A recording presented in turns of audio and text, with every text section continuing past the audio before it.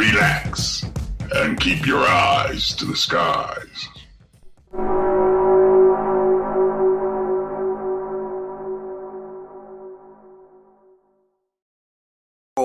Greetings, folks. Welcome to S-4, where we talk about the serious issues involving the paranormal and current events, coming to you live from the S-4 headquarters in the heart of the Cascade Mountains and our studio here in Cape Horn, Concrete, Washington.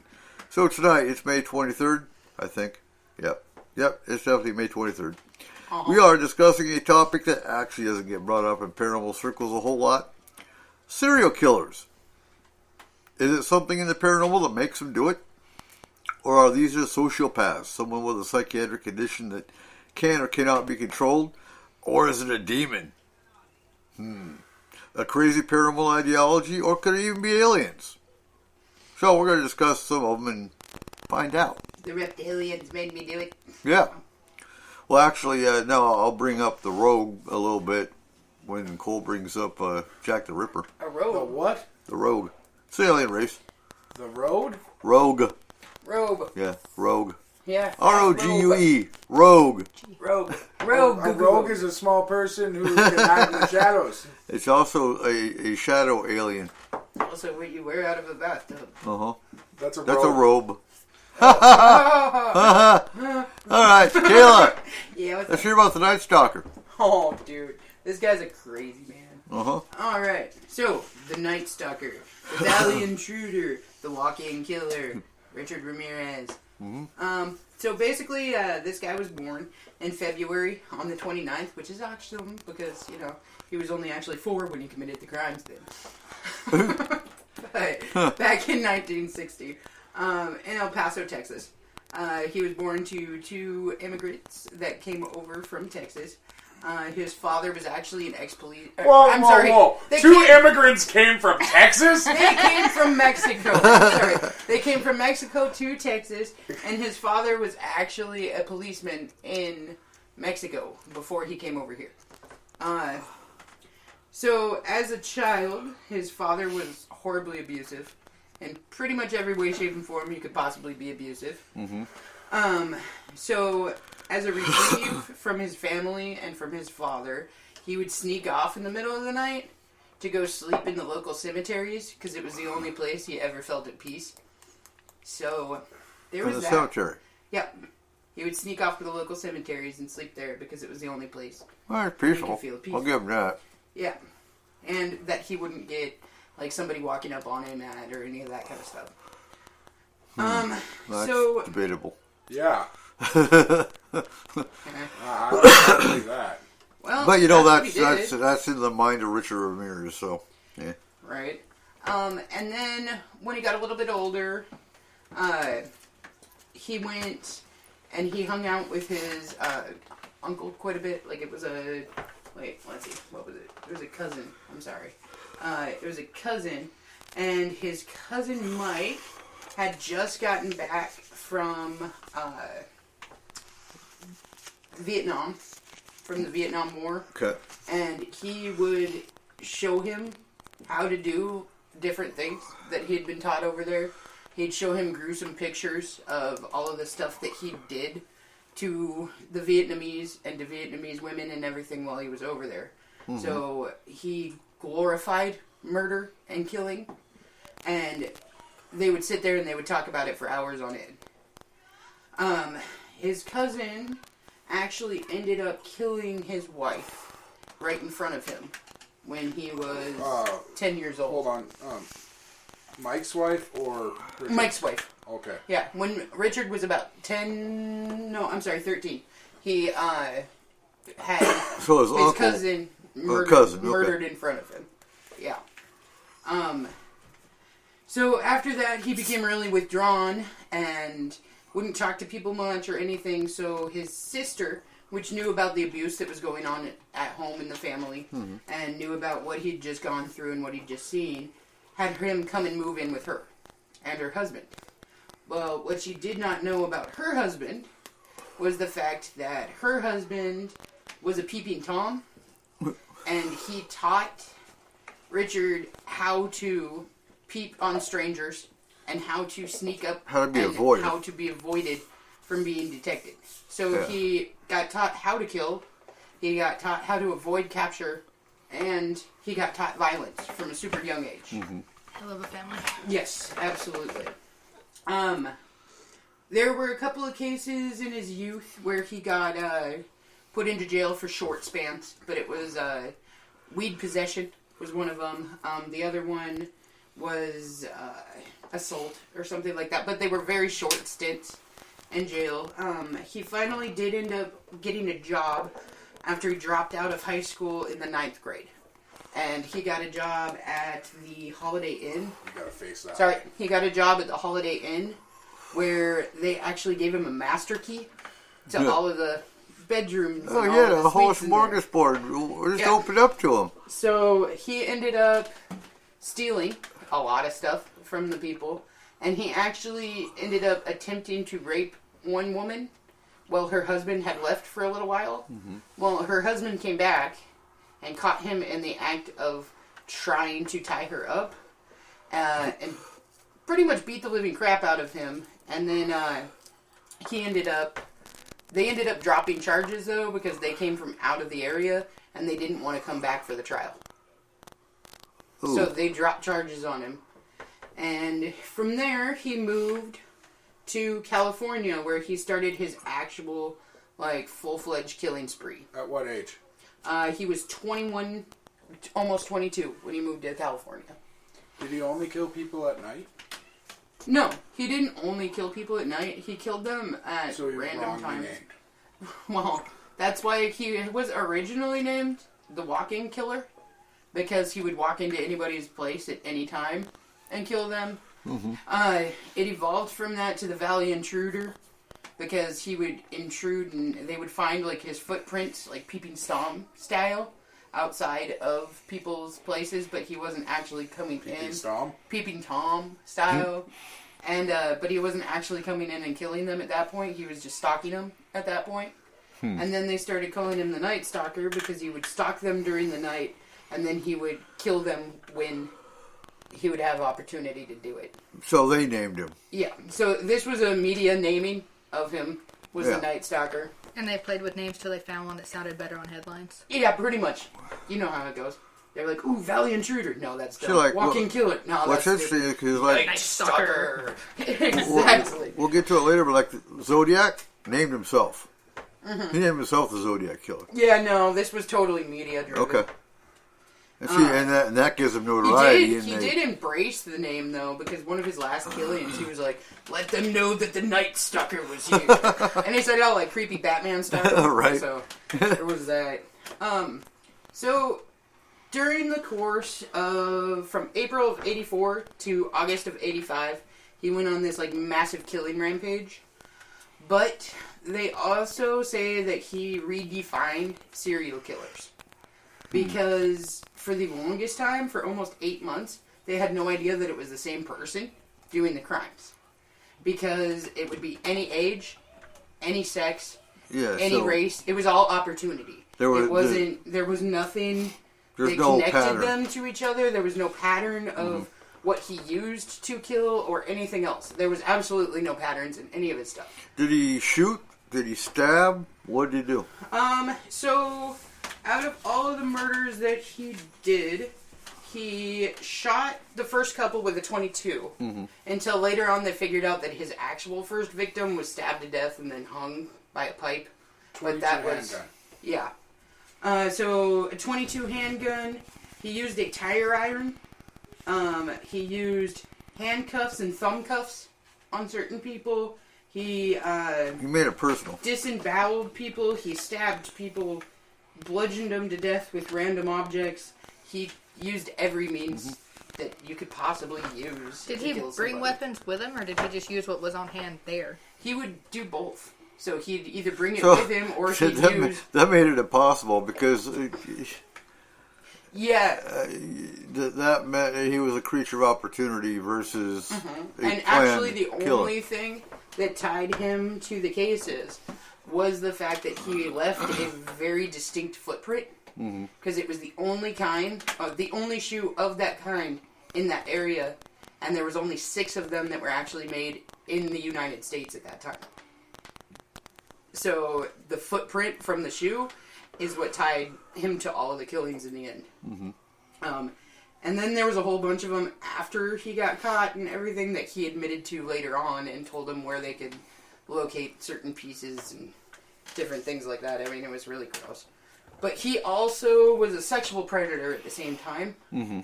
So he did a series of rapes at the same time that he was doing the murders. Some of the rape victims ended up becoming murder victims. Some of them were just rape victims. Mm-hmm. And then there was a whole bunch of kitty cases that they dismissed completely because they didn't want to have to bring young children into the court to go against him. But we don't call them kitty cases. Sorry, that's what they call them. I was trying to be an ass. By the end of his killing rampage, the one thing that I do find really amazing about this guy, though, is that how he was apprehended. Okay? Because they'd put his picture out, they'd finally figured out who he was. Mm-hmm. And they'd put his picture out, and he saw himself on the front page of a newspaper. So he took off running, and he ran into a residential area that was a high Mexican population. And an old Mexican man beat him over the head with a pipe. And then the residents of the area all jumped in and started beating him up and holding him down until the police got there and arrested him. So he was actually taken down by the citizens of Los Angeles County. Good. That's the way to do it. It is. Mm-hmm. So what's our paranormal connection with him? Well, with him, he was a self-proclaimed Satanist. Okay. He actually drew the upside-down pentagram on his hand during one of the court proceedings, raised it up into the air on his way out, and screamed, "Hail Satan," on the way out. Let's see, what else was it with him? He believed he was the epitome of evil. He believed that he was evil on this earth. You would think that a person who doesn't have a weapon of choice, when he's in fucking court, you wouldn't give him a weapon like a pen. Because a pen can be a very handy weapon. Oh, absolutely. Right, like he shouldn't be allowed to have shit. He'd end up stabbing like his lawyer or something. I did it again. Hey, Keanu Reeves did it with a pencil. Come on now. John Wick. Yeah. So, they did an interview with him. And the sayings, I have a couple of his sayings here, just to show you how kind of delusional and in a line of he believed in evil, for sure, was, one of his is, I believe in the evil in humanity. And I believe in the evil in human nature. In a wicked world, wicked people are born. As far as Satan is concerned, I believe in a malevolent being. His description eludes me, but I have felt powers that are evil. Now, were any of his killings ritualistic? Like, did we know he's a self-proclaimed Satanist. Were any of his... There was only one, where he had drawn a pentagram above the bed in the woman's blood. So was that in the middle of his spree? That was in the middle of his spree. So what made that one different? Closer to the end. Could you... There wasn't anything that made it different, which was weird. But there was absolutely nothing about it that actually made it any different than any of the other ones. Maybe time. The amount of time he had in that room. Well, okay, I got you. The fact that after he would kill people and do all of these horrible things to them, sometimes he would sit down, watch full movies, and eat sandwiches and make lunch and all kinds of stuff before he would leave. Well, shit, to be honest, that's my kind of killer. Baloney. Yeah. Sandwiches. But at the end, when he actually ended up with his sentence, he got 13 counts of murder, 11 counts of sexual assault, and 14 counts of burglary, which landed him a sentence of 19 consecutive death sentences. and it was death by gas chamber is what he picked.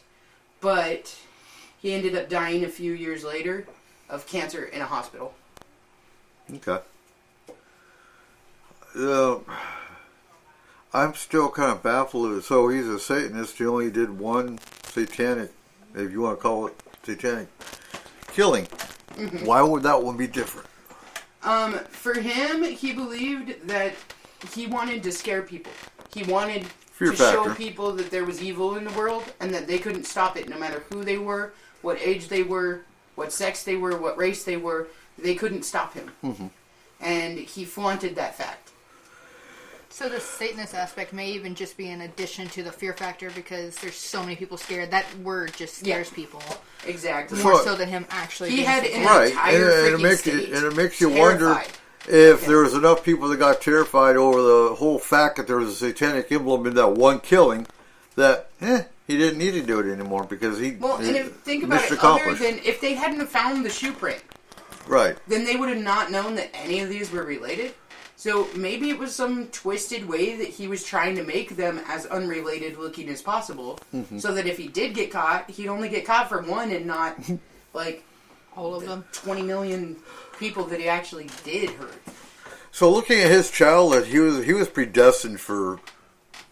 Oh, from the beginning, he was groomed into becoming absolutely. This. Like by everyone that was around him. Did he actually confess to it when they caught him, or did he maintain that he was innocent on it?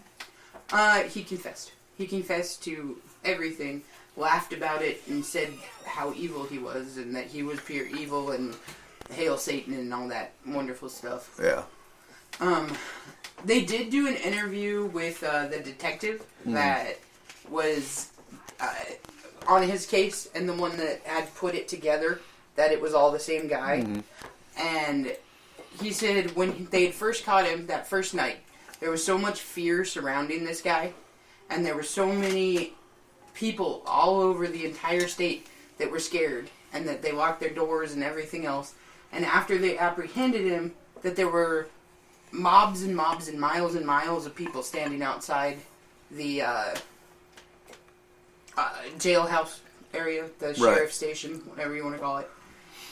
And that when he went in to interview him, he smiled at him in a really disturbing way, put his hands down and made them into fists, and then they started shaking, and he was moving his hands upwards.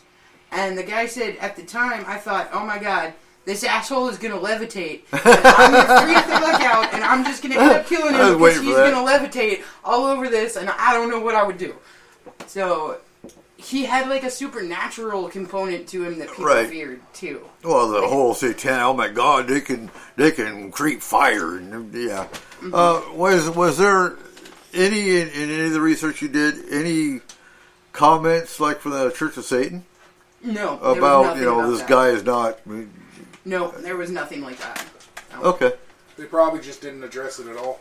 Probably not. I mean, fair enough. Right. Yeah. No, but this guy eluded police for well over a year. Mm-hmm. But never tried to. And that was the part that made it creepy. Was that he would walk in at any time, he would just wander around, he'd go into the stores like normal, he would do everything, just wandering.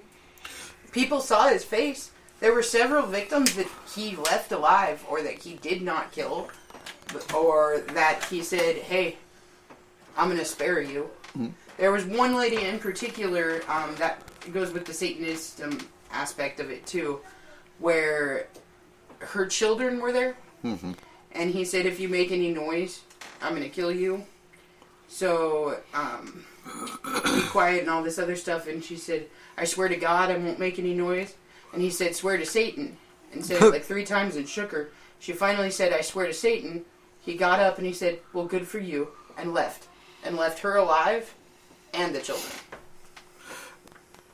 So, out of all the cases you read about, was there any case that stood out the most?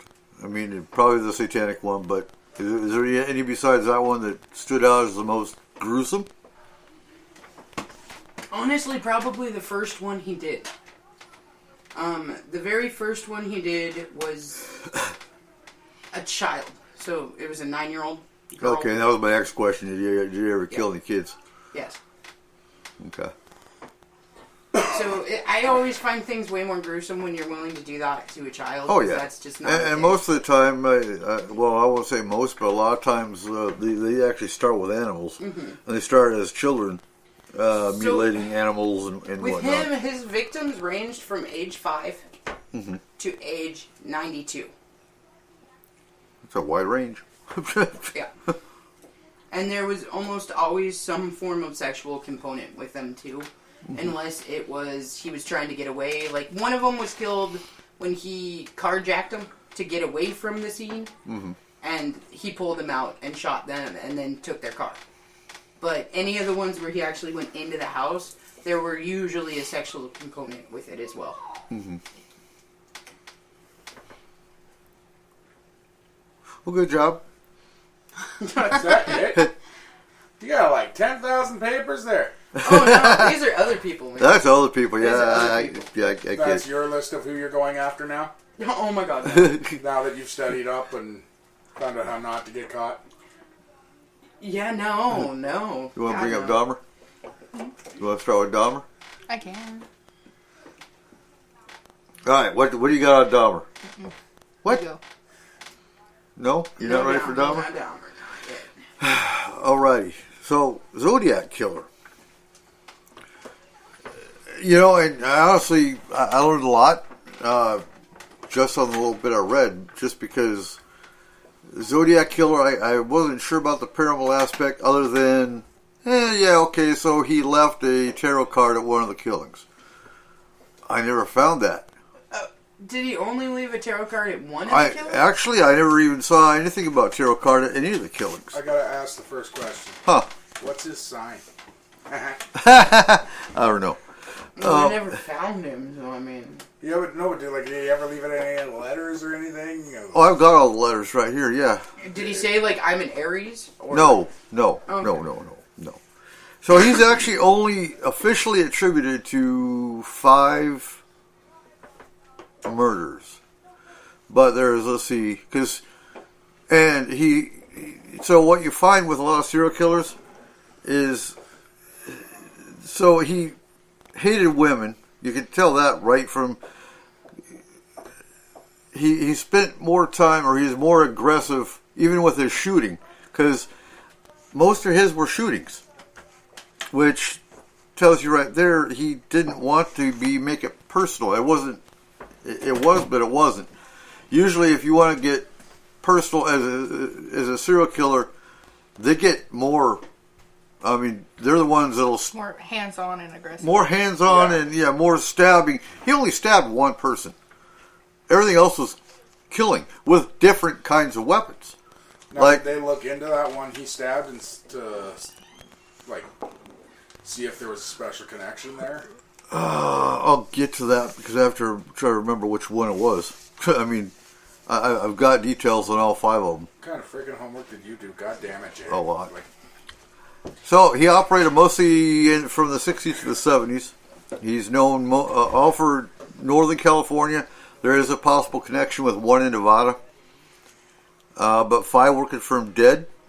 But he claims 37 because on every letter he put down, and he didn't sign his name, but I think twice he put a Z. Everything else he had. So he had. His actual sign was a cross. So think of a crosshair with a circle around it. That was his sign. That's how he signed it. But he was known for killing in Benicia, Vallejo, however you say it, Vallejo, Napa County, San Francisco, and they were all between December of 68 to October of 69. He targeted young couples. So 2 of the men survived. That's why I say he spent more time shooting at the women than he did the men. The men he seemed to he shot them a couple times, and that's why they survived. Did they get a description of it? Oh yeah, several 2 times. survivors? Several times. Did the descriptions match? Not really, because one of them said it was a black man running down the street, and he wasn't a black man. He was proven white. How was he proven? No, I'm just wondering, but how was he proven white? If they Because never caught him, he right? was seen. So in the taxi cab one, there were 3 witnesses to it. Okay. I mean, they saw him shoot the taxi cab driver. So do we think From, like, it's across all the the street. same person, then? Or could it be several different people working in a Oh, he got it. conglomerate? So he was all about the fame. That's all. He got so pissed off because he put this, and he told them, if you don't post my letters in your, and he sent this to 3 different newspapers, and he said, if you don't post my letter in the newspaper, I'm going to blow up a school bus. And I'm going to watch all the kiddies, and this is exactly how he said it, I'm going to watch all the kiddies and I'm going to shoot them as they come off the bus. If you don't put this. And I want everybody in California to wear a Zodiac pin. So he wanted everybody to make a little pin with basically the Crosshairs? the crosshairs thing. And he got mad because nobody was getting a Zodiac pin. So, yeah. So do you think this was just like maybe some struggling business owner that was trying to like make an extra So buck some of off the ones, there were about 5 different people they actually had on the questionable list of whether they were the Zodiac Killer or not. Mm-hmm. One of them actually had the exact same typewriter that was used in typing the letters. And they already had him on their watch list. But he died in like 92. Okay. But this only happened from the 60s to 70s, right? Like he stopped Right, killing but after the 70s? So there was a 3-year period that he didn't kill. So with a couple of the questionable ones, one of them I believe was in jail. One of them was, so there were like 3 or 4 different possibilities of they were the Zodiac Killer, but they got ruled out for one reason or another. Okay. Now, was there any DNA evidence? I know that back in the 60s and 70s that DNA was nothing. But if there was DNA evidence, have they tried testing it now? Do we know? There was no... So actually, as recent as 2020, they finally deciphered the third letter they couldn't decipher. Okay. He was very good at leaving no evidence. Yeah, they did find a partial palm print on the We'll get to it. I'll get through my notes. I believe it was the taxi cab, because he was big about pulling up. So the first 2 kills he made, he was actually in a car and he pulled up behind him. They were in Lover's Lane, and there was a questionable because the woman that got killed was actually married and was not with her husband, and they were parked in Lover's Lane. So he was a sinner killer. No, that was the only one. Oh, okay. That was the only one like that. It's just, but the first note to the press was, "I like killing people because it is so much fun. It is more fun than killing wild game in the forest because man is the most dangerous animal to kill. Something gives me the most thrilling experience is even better than getting your rocks off with a girl. The best part of it is that when I die, I will be reborn in paradise." And all that I have killed will become my slaves. There's your paranormal connection. One of them. He believed in the afterlife with slaves. He was not the greatest writer. No. Oh God! You gotta see the note. He couldn't spell half of it. I will not give you my name because you will try to slow me down or stop my collection of slaves for my afterlife. And then he blah, blah, blah, blah, blah. Because they couldn't interpret this part. Do you think they couldn't interpret it, or it was actually just gibberish that he put there to be like, haha, try to interpret that? So one of the questionables, he was actually in a former Navy that was actually a cryptologist. So he did cipher. I mean, so, yeah, and there, again, there's like 3 or 4 of them. Mm-hmm. That were all questionable. He was the only cryptologist, though. So yeah, if the letters weren't published, he would cruise around. The first time, if they didn't publish the letters, he was going to cruise around town and just kill lone people until 12 people have been killed. Why 12? Well, 12 is actually one of those numbers that shows up a lot in a lot of different paranormal and a lot of different hierarchies and stuff. 12 is... Like, think about like Majestic 12. He was big about 12, and in numerology you go 12 is 3, which is again godhead. Yeah. So murder number 3 is where he drew where he made his symbol. He actually drew the cross with a circle on the victim's car. Interesting. And then he called the sheriff, and he took credit for all 3 of those killings. So then letter number 2 to the Chronicle. He said, I hope you are having lots of fun in trying to catch me. That wasn't me on the TV show, which brings up a point about me. I'm not afraid of the gas chamber, because it will send me to paradise all the sooner. Because I now have enough slaves to work for me, where everyone else has nothing when they reach paradise, so they are afraid of death. I am not afraid because I know that my new life will be an easy one in paradise, death. How many years ago was this? You said 60s and 70s. So this one was October 14th of 69, which is when this letter was sent to the Chronicle. So legitimately, there's a big possibility he's dead right now. Oh, absolutely. Think he's disappointed? Probably. So there were definitely the first 4, which was, so the first murder was David Arthur Faraday, who was 17, and Betty Lou Jensen, who was 16. They were shot and killed December 20th, 1968 in Benicia. Uh-huh. The second one was Michael Renault Magoo, 19. He survived. And Darlene Elizabeth Farron, 22. They were both shot July 4th of 69 in Vallejo. So it's kind of weird how the first one was at Christmas. The second one is 4th of July. The third one was September 27th, which, if you want to go on a pagan calendar, is Mabon. Mm-hmm. It's towards the end of Mabon. Technically, Mabon is September 22nd, but there's a week-long gap there that you can technically call the Mabon week. Mm-hmm. I'm stretching, I know. Okay, I'm not arguing with you. So the third one is Brian Calvin Hartnell, who survived. He was 20, and Cecilia Ann Shepard was 22. They were stabbed. They weren't shot.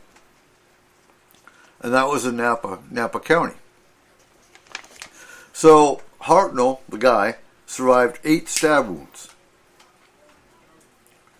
I don't remember how many. I think she had 12 stab wounds.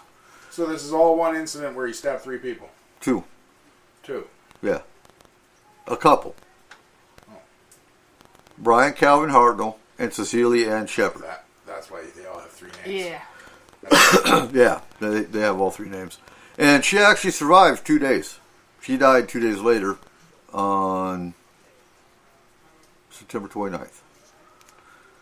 The fourth murder was Paul Lee Stein, 29. He was shot October 11th of 69 in San Francisco. He was a cab driver.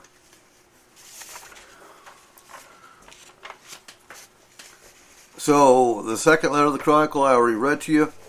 So other speculative murders, there was Robert Domingo, who was 18, and Linda Edwards, who was 17. They were shot and killed June 4th of 63 in Gav Yoda. There are some similarities, but they were never, I believe later on, he actually wrote letters to the press again, claiming that he killed these people. Okay. But there was no evidence, other than similarities with the death. Huh. And he, took claim for them. And he knew details about how they died that weren't released. So the second death that was speculated was Sherry Jo Bates, 18. She was stabbed to death and nearly decapitated. The only one. Mm-hmm. October 30th of 66, Riverside City College. The San Francisco Chronicle actually received a tip 4 years later about the similarities to the Zodiac. The next one was Donna Lass. She was 25, last seen September 6, 1970 in State Line, Nevada. Mm-hmm. So there was no confirmation as far as the link that was ever received about this connection, other than March 22nd of 71, a postcard received by Paul Avery, I believe he was part of the press, from the Zodiac, claiming credit for her disappearance and showing where her body was. They never found a body. Okay. They actually went there. Was there any connection between the victims? Like, other than the fact, like, obviously if the two of them that were killed together, Right. or the ones that were killed together, but was there any connection between, like, those two victims and the other two victims and the other victim? No. No. Not that they ever put together. Okay. So the last one was Kathleen Johns. She's 22. She was abducted. So she's driving down the road. Where was that? That was in Modesto. And she was driving down the highway. A car came up behind her, started honking the horn a whole lot. She was pregnant. She had an infant. She pulled over, and this guy said, "Wow, your tire was wobbling. Let me tighten it up for you." Well, he, quote unquote, tightened it up. She went to pull away, and her tire fell off. So he comes back. I think he left. He comes back because, of course, he knew the tire was going to come off. And he says, "Oh, well, damn it. So I'll take you to the nearest gas station." Well, okay, yeah, this is a nice guy. So she jumps in his car, and they pass several gas stations. And she's like, "Well, fuck this." And she opened the door and grabbed her infant and jumped out and ran into a field. Now, there's a couple different stories of whether or not he actually got out of the car and looked for her with a flashlight. Others say that he just stayed in the car and took off. Again, she went to the police station and saw the poster of him, of the Zodiac, and said, "That's the guy that took me." Other than that, other than the Zodiac later saying, "Yeah, I took her," well, there you go. Huh. Okay, I'm just saying, like, that took some balls to jump out of a moving vehicle with I don't think it was moving. I think And pregnant. Yeah. no, but if I remember right, because there were a couple different. I mean, I'm looking at three different sources. One said that he actually got off on an exit and the car was stopped when she climbed out. Okay, that would make more sense. Because I'm No, just thinking, like, she as didn't a jump out of- mother, she if didn't you're jump out of a jumping moving out vehicle. while you're pregnant and you have an infant in your hands, I'm just surprised that nothing else happened wasn't- to any of them. Like, you know. I don't think it was moving when she got out. Oh, okay. He'd either slow down or, stop sign, whatever. And she jumped out. He didn't expect her to jump out. Well, no. They never do. Nope. So the Zodiac again. Apparently, there's a police bombing February 18th of 1970. Another letter that the Zodiac had sent said he was not responsible for the police bombing of February 18th, 1970, but he wouldn't hesitate to bomb a school bus. So here we go again talking about school buses. I don't know what his fixation of Children bring fear. Right, Children bring right. fear to people. So if But- you want to make Okay, sure so that he's- people he- remember you, you threaten their children. I get it, but he's not mad about the fear. He's mad about nobody's wearing my damn Zodiac pin. I mean, he's a weird. Right, but that's what I'm saying. In order to actually get that notoriety and for people to actually start listening to you, if you start threatening their children, Right. If somebody said they were going to kill your kids if you didn't wear their pin, you're putting What? that And that's damn exactly pin what he on. said. He said he would start bombing if he didn't see people wearing the Zodiac buttons. Did he? No. He also claimed responsibility for the death of a police sergeant, Richard Radatic, who was shot in the head and killed by a .38 while writing a ticket. The police never confirmed whether it was Zodiac, So, but you know, that honestly- crime was never Honestly, what this guy sounds solved. like to me is he's taking credit for everybody else's killings. possibly. Like, And he that might is have done one or possible. two himself, yes, but But the thing is, he knew details that weren't released to the public about the killings he's taking credit for. yeah, but a lot of people do once they're in a cell True. because any of their cellmates may have been the ones that did those killings. And if it came out after the fact, then it could be anyone that fit anywhere near his MO. He could say, "Oh yeah, I did it." You're going to like this part because he Here. starts talking about math. Oh. Have you ever heard of the Radians? You're flinching. Okay. Now, what do you got? What do you got for me? Well, no, there's so much to it that So the Mount Diablo code concerns radians plus number inches along the radians. It has to do with the triangle, Yeah. the radians line. Okay. So if you look at the radians line, it actually points to where his bodies were and the area range that he actually killed in. Okay. Well, okay, so when you were listing off the last names of his victims, alright, I just thought it was weird because I like scientists. I do a lot of studying on scientists and different things. You know that 1, 2, 3, 4, 5, 6 of the last names of those people are super famous scientists of that time and before.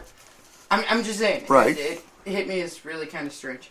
And he didn't get Neil deGrasse Tyson? Like, really? Oh my god. You got Faraday. That could have been our opportunity to take that guy out. What? But, I mean, if the physical description is somewhat different from all of these people and everything else, this sounds more like a dude who just wants a bunch of notoriety, so he's taking credit for anybody's killings and saying that it's him. I'm trying to find it because there's another letter where he actually talks about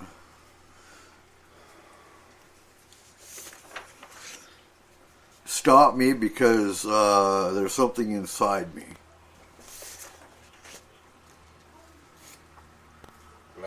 Like symbiote? Like demon. Oh, he's got demons inside of him? Yeah. Alright, so all the other stuff didn't work. The decoding stuff didn't work, so now he's got to go religious. It really does sound... there's another one. This is the Zodiac speaking, and again, he called himself the Zodiac. I believe it was letter number 2. I am the murderer of the taxi driver over by Washington Street and Maple Street last night. To prove this, here is a bloodstained piece of a shirt. So he actually sent, and so the taxi driver actually had a cut shirt, and he actually sent pieces of the shirt to prove it. That he had done it. Okay. I am the same man who did in the people in the North Bay area. The SF police could have caught me last night if they had searched the park properly instead of holding road races with their motorcycles, seeing who could make the most noise. The car drivers should have just parked their cars and sat there quietly waiting for me to come out of cover. Yeah. So he was big about scoffing the cops. School children make nice targets. I think I shall wipe out a school bus some morning. Just shoot out the front tire and then pick off the kiddies as they come bouncing out. How many times has this guy threatened the kids? So he threatened kids 2 or 3. 3, 4 times so far. Oh, yeah. And never actually went through with any of these threats at all? No bombs either. Because he actually sent them a diagram of the bomb he was going to build. Okay, but if he's looking for notoriety, threatening kids is the way to do it. Oh, yeah. No, and that's what I'm saying. And back then, actually killing kids, there wasn't that many that actually had that.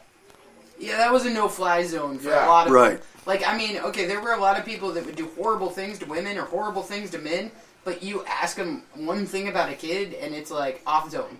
Like, that was still a huge taboo. Even in serial killer circles, that's a huge taboo for a lot of them. So the November 9th, 1969 letter. This is the Zodiac speaking. Up to the end of October, I have killed 7 people. I have grown rather angry at the police for their telling lies about me. So I shall change the way of the collecting of slaves. I shall no longer announce to anyone when I commit my murders. They shall look like routine robberies, killings of anger, and a few fake accidents, etc. The police shall never catch me because I have been too clever for them. And I look like the description passed out only when I do my thing. The rest of the time, I look entirely different. I shall not tell you what my disguise. It's so backwards. Yeah, it's spelled wrong. He doesn't spell it worth the shit. Consists of when I kill. So there was a full-page diagram of the death machine. The bomb that he made. Death machine. The system checks out from one end to the other in my tests. What you do not know is whether the death machine is at the site or whether it is being stored in my basement for future use. Oh, God. Okay. I think you do not have the manpower to stop this one by continually searching the roadsides looking for this thing. It won't do to... What the hell? So, okay, time out. So this guy... this guy claims to, first of all, be a mathematician, a master coder, he can't spell, and he can't actually do any math or any of this stuff that he's claiming to actually be able to do. So we got maybe a 9th, 10th grade educated person trying to Sounds pass like themselves off as other than the ciphers. But hey, the ciphers could have been somebody completely different. So a high-profile lawyer received this letter December 20th, 1969. He actually got a Christmas card. It says, "Dear Melvin, this is the Zodiac speaking. I wish you a happy Christmas. The one thing I ask of you is this. Please help me. I cannot reach out for help because of this thing in me won't let me. I am finding it extremely difficult to hold it in check. I am afraid I will lose control again and take my 9th and possibly 10th victim. Please help me, I am drowning. At the moment, the children are safe from the bomb because it is so massive to dig in and the trigger mechanism requires much work to get it adjusted right. But if I hold back too long from 9, I will lose complete all control. Actually, if I read it by the way it's spelling, control of myself and set the bomb up. Please help me. I cannot remain in control for much longer." So, the problem I have there is he says he can't reach out for help because the thing inside him won't let him. right. But then right before that he asked for help. Yeah. Right. Okay, honestly, seriously, the more that you read about this guy, the less awesome. He is a poser, dude. And he sat there. No. He's a poser to kill people. Come on. Yeah, but he sat there and he said that, you will see all these accidents and you will never know it's me. And then he says in this last letter that you read that this will only be his 9th, maybe 10th victim. So he actually didn't do any of the things that he was claiming to do in the last letter that he sent out. Not claiming, threatening. Threatening to do. But, you see, in each letter, he wrote several. There's only 4 ciphers that he actually sent. And then multiple letters that he sent to the press. But in the very last letter they got, he actually had SFPD 0 and Zodiac, which he just had the little, marksman symbol, 37. Honestly, so they haven't been able to prove that he actually killed 37 people. But how many unsolved cases are there that they really haven't looked at? Yeah, but from the way that all of this looks and from the way that it's all lined up and everything else, I would not be surprised if this was a teenager. Now, what's interesting is there was a director in, I believe, late 60s that made a movie, because his whole concept, and he was in the food business. He got bored of the food business. He wanted to catch the Zodiac on his own. Mm-hmm. So he thought, I'm going to make a movie about the Zodiac Killer, and I bet you he's going to come to it. Come to it and then write letters and stuff afterward. How do they know he did if they don't know who he is? Because he actually came in and said, you actually got the blood wrong. So they had it all set up. They're going to have this big drawing and whatnot. And they showed the movie for like a week. And they had a whole group of people. They didn't tell the cops what they're doing because they figured the cops were going to say, no, can't do that, no. So they did this on their own. Okay. And so they got one guy that's watching through the vent. All the people that are filling out this drawing card. And the drawing card says, if I was a Zodiac Killer, I would, and you have to fill it in. And you drop it in the thing. With your name and all that. And they're getting frustrated because, nothing matched. Right. So the guy, he gets out of the... it's his turn to go in the vent and watch the people, and he goes to the bathroom. He's doing his thing, and this guy walks in and says, it looked good, but you got the blood wrong. Okay. And he's like, oh my God. This is the Zodiac Killer. And he freaked out, and he said, yeah, okay, whatever. And he went and got his people, and they all grabbed this guy, and they threw him in the bathroom, or in the office, whatever. Jesus. Okay. They didn't touch him. Because they didn't know for sure if he was the Zodiac. Well, how are you going to throw somebody in a room if you didn't touch him? They grabbed him and they put him in the office until this guy got there and said, yep, that's the one that was in the bathroom with me. But he was disgusted because he walked into the office and his buddies had made friends with the Zodiac. You're like, oh, what the hell? So, but did they like deliberately get the blood wrong in the presentation as like a? I don't know. No, they just it was a low budget movie. Right. Okay, so it's but just was it actually wrong? It was wrong because they actually made fun of the Zodiac in part of the movie. They got the facts right according to the paper, but then on one part of it they had this woman jumping on the hood and killing a guy whose head was in the hood. Okay, just to make fun of it, just to see if they could piss him off too. So there's just some critic guy who's like, it would have been better if you'd have gotten the blood right, and then he gets tackled by a whole movie crew and thrown into an office. That's kind of fucked up. Right, that's kind of what I was thinking. I know a lot of people that take on things that they really have an interest in, especially serial killers is a popular one. Right. And so I could see where somebody studied it quite a bit, and I go, that's wrong. That's right. That's so, not enough in itself to say, oh yeah, this is him. What was funny? And obviously they didn't arrest him. No, nothing ever came up out of this one, I don't think. Yeah. But he actually hired a private investigator because they actually had this guy's name and whatnot, so they followed him. Oh, so now they're stalking the critic. Wow. Maybe it was the guy that made the movie. What was interesting was, so the private investigator came back and said, this guy is interesting and he's kind of quirky, but he's a mailman.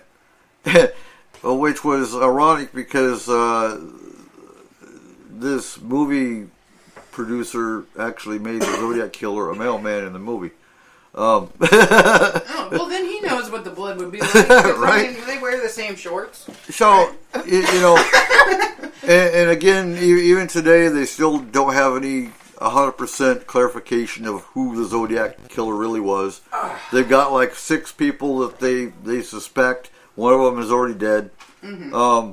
Probably the one that is the Zodiac is dead. But I gotta say, I'd be super pissed off if I'm just like, yeah, dude, that blood didn't look real. And then I just got tackled by like 20 fucking people and shoved in an office. That would not be cool. And I could see you being the one to say something like that, too. I would say something like that, because I'd look at it and be like, that was so fake. That was the crappiest blood scene ever. And they'd be like, blah! Okay, no, that's but so you do have 2 points of paranormal potential connection. One, he's collecting slaves for the afterlife. And 2, he made claims that he had something inside him that was controlling him, that was making him kill people. A little stretching, but it's a little stretching, but Zodiac was kind of interesting. I learned a lot of shit that I really didn't know anything about the Zodiac. Other than, everyone talks about the tarot card that's thrown on the murder scene, and I never saw anything about that. That may just be some kind of dramatization they've done on several of the movies. Because there was nothing about a tarot card, and I thought he killed a lot more than 5 to 7 people, according to the I thought he was on 9 and 10. Okay. Supposedly, but they don't have those numbers. Well, supposedly he's on 9 and 10 or 37. Yes. The end result of him, he claims he's killed 37 people, and the police department 0. So 37, yeah, okay. I Green River Killer maybe. Oh, he killed far not more Zodiac. 37. Oh yeah, I know. But my point is, the Zodiac. There's no proof. The Zodiac is too big on having someone know what he did on everything to have them that he killed. Oh come on! You want everyone to get little Zodiac buttons? Ain't that truthfully, cute? if he wanted to be called the Zodiac Killer, he should have stopped at 13. Right. Right. Like 13 houses of the Zodiac. Yeah. Yeah, that's what I'm saying. Like, honestly, this, to me, I don't even know if the dude that wrote the letters actually is the Zodiac Killer. Or if he, half of them sound like he's just taking credit for other people's shit. And I mean, if you have a description of several different people that are different ages and different races and everything, that's... Good question, Sherry. So real quick, because I know we're coming close to the first break. Who is the dude that the Texas Chainsaw Massacre movie was about? We just talked about this, dear, about 2 months ago when Anthony was watching Chainsaw Massacre. What was that? What was that based on? It's not Ed Gein. It's not John Wayne Gacy. Yeah, it's Ed Gein. Ed Gein. That's right. Yeah, that's right. I got info on Ed Gein. There you go. It's Ed Gein, Sherry. And I don't think we have anything about him tonight. think I Taylor got a might little have bit a few on it. notes. Yeah, Do you? he Okay. made weird stuff out of them, like lampshades and stuff. Oh, is that the lampshade Yeah, guy? that's the one I was telling can you find about. it on Etsy. We'll bring him up later. And We'll bring him up later, Sherry. He's But my anyway, honorable mention It's for the night. okay. It's time for our first break. When we come back, Jack the Ripper. sure. Okay. Rip it. You are listening to S4 on Spreaker.com.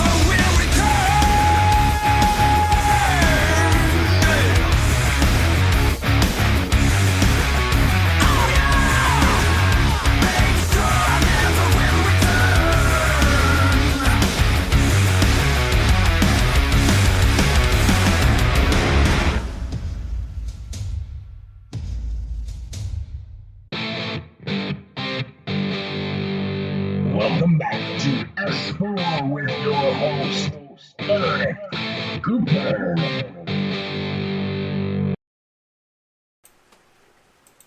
And welcome back to S4 for our second hour tonight. So far we've talked about the Night Stalker and the Zodiac.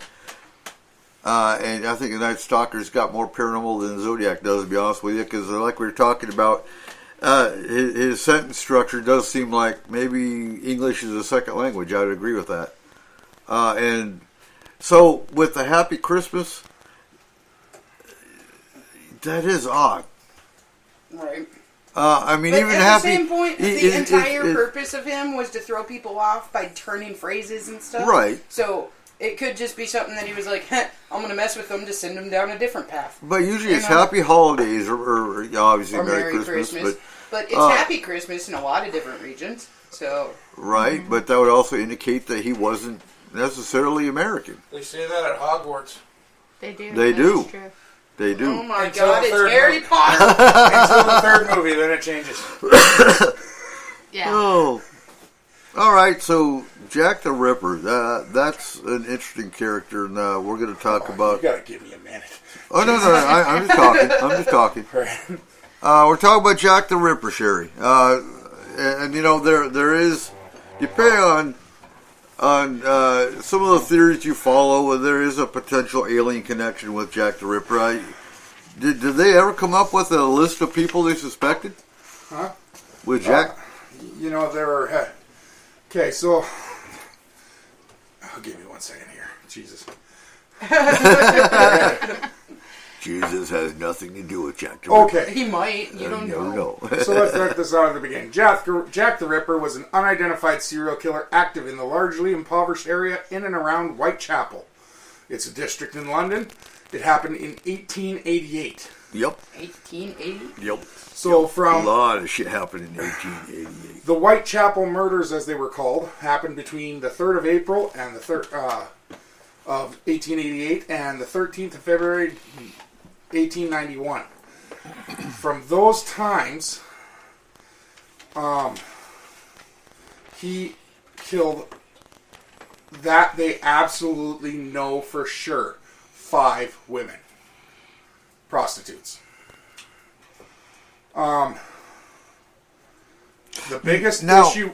Hold on. The biggest issue with 90% of the stuff we're going to find on Jack the Ripper is that about 85% of all of the documentation was destroyed in the Blitz. Okay. For those of you who don't know, the Blitz was the bombings of London during World War II. Boom. What's interesting, when you look at serial killers as a whole, you would call him a house cleaner. House cleaner. So I really wouldn't. No, well, the house cleaners are the ones that... He got fired the first week on the job. Yeah. So... Ain't nobody want him as a butler. Anytime you start seeing, like, prostitutes getting killed off, homeless getting killed off... Oh, okay, you're talking about cleaning the streets. Right. Okay. And they usually have some kind of a religious ideology behind what they're doing. They think they're doing God's work. They, and, you know, that's their twisted little serial killer mind. Now, most of them were killed by their throats being cut prior to abdominal mutilations. The removal of internal organs from at least 3 of the victims led to proposals that the killer had some anatomical or surgical knowledge. Now, was there any sexual component with any of them? So... Well, they were prostitutes. There was no sexual... besides that. He never had sex with the victims. Right. But it was considered a sexual killing in the fact that every time he left them in sexual positions. And, okay. But they were never raped. They were never... No, but their throats weren't just slashed. It was the fact that the way the cut was made, it was a ripping. He ripped them apart. Okay. And the way he did it and the way it was done, the profilers of the time saw it as a sexual act itself, the murder. Okay. So it is a sexual killing, but not in the traditional sense of American serial killers. Right, well, we see. Yes. And that's what's interesting is this is the main international serial killer you even hear about. I mean, you know, we were talking about that yesterday. Yeah. So the thing with that, it is. Because here's the thing. You don't hear about serial killers in other countries. Jack the Ripper, they never caught. They never found a stitch of evidence as to who he actually is. Mm-hmm. And so for the people of London at the time, it was just another fear. Right. The thing is, with serial killers in the United States, 90% of the population doesn't fear them. They idolize them. Right. Our views on them are so misguided that it's a whole different thing. Nowhere else in the world do they idolize serial killers the way we do. And, you know, we were talking about this, yesterday? That's why Gideon left Criminal Minds. Yes. The actor, not just the character, huh? Mandy Patinkin, that's his name. Yeah. The actor that played Gideon left Criminal Minds because he was so disgusted with the idolizing of sociopaths, of the worst of humanity. Yeah. And he couldn't understand. He got tired of playing that character of catching them. That what the hell? I mean, now they had everyone working on this. The City of London Police, Scotland Yard. Scotland Yard. Yep. Every department of law enforcement in Britain at that point was pretty much working on this. One of the main investigators for the City of London, Robert Anderson, asked Police Surgeon Thomas Bond to give his opinion on the extent of the murder's surgical skills and knowledge. The opinion offered by Bond on the character of the Whitechapel murderer is the earliest surviving offender profile. So it's one of the first profiles the world has of a killer.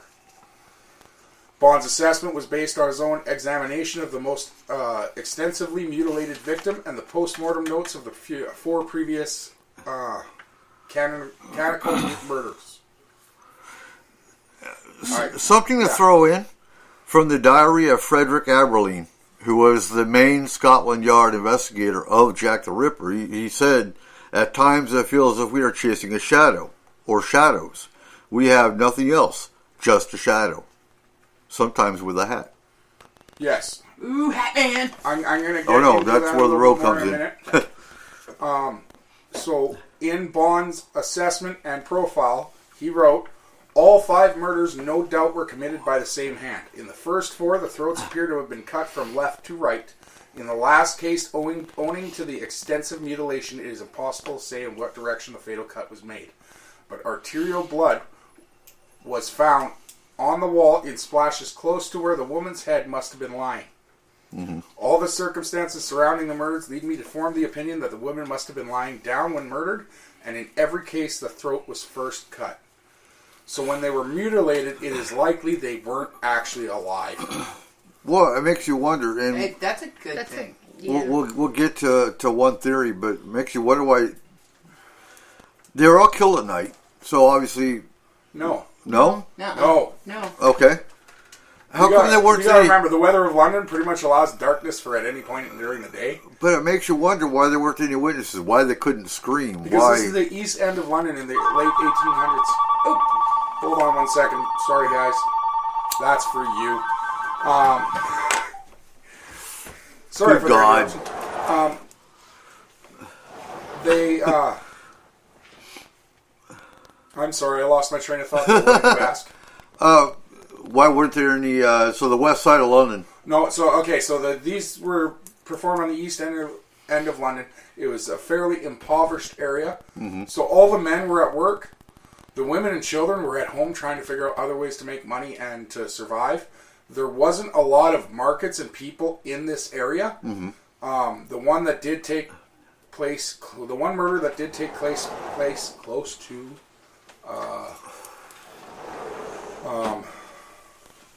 Market was Mary Jane Kelly. She's considered to be the Ripper's final victim, and it's assumed that the crimes ended because of the culprit's death, imprisonment, institutionalism, or immigration. Her body was surrounded by fruit. Huh.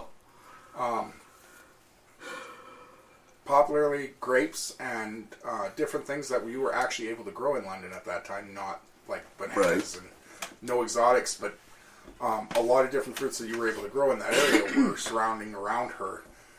Either she had a basket full of them, mm-hmm. or he laid them out, but it was during the day. So yeah, like you said, she either had them with her or these were he staged them. These were in alleyways. Like there wasn't a lot of traffic through them. When did they say? What year did they say that the last attack was?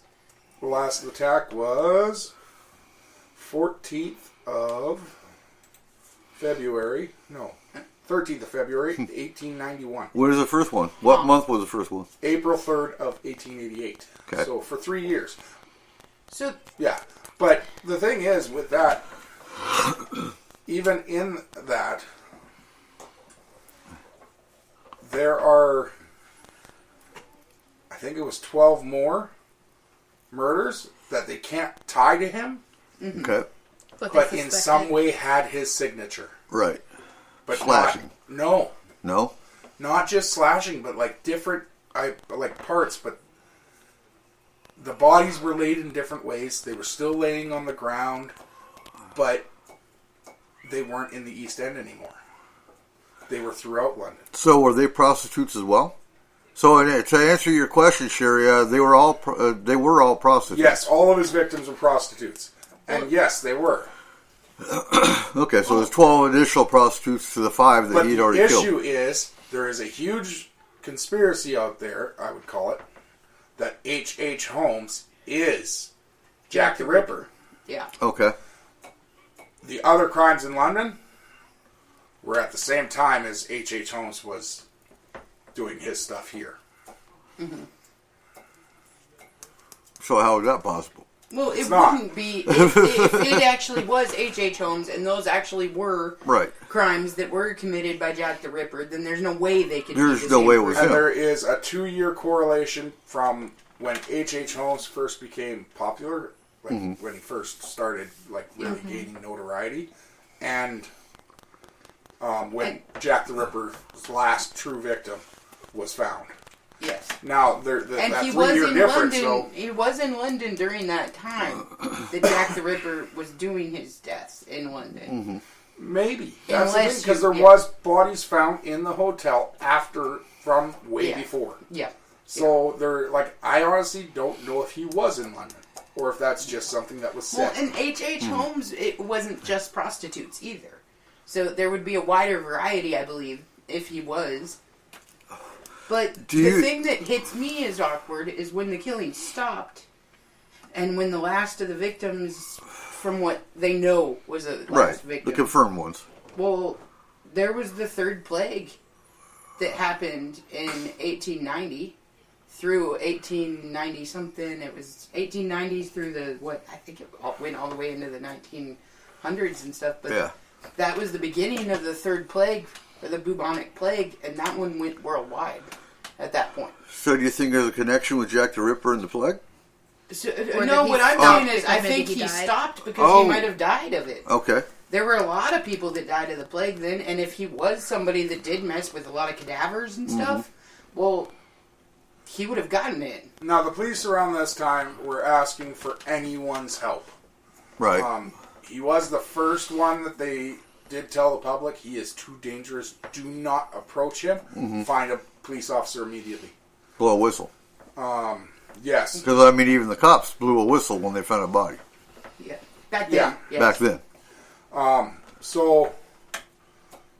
I was like the version of call me on the cell phone. Oh, hundreds... No, not cops. Bobbies. Now, hundreds of letters flooded the police departments, claiming to be from the killer, and they were posted at the time of the Ripper murders, but many researchers argue that the only one that is possibly authentic is the From Hell letter. Ooh, that one's Many of you will know that from the popular movie with Johnny Depp. From Hell. The letter reads, From Hell, Mr. Lusk, Sore, as spelling S-O-R.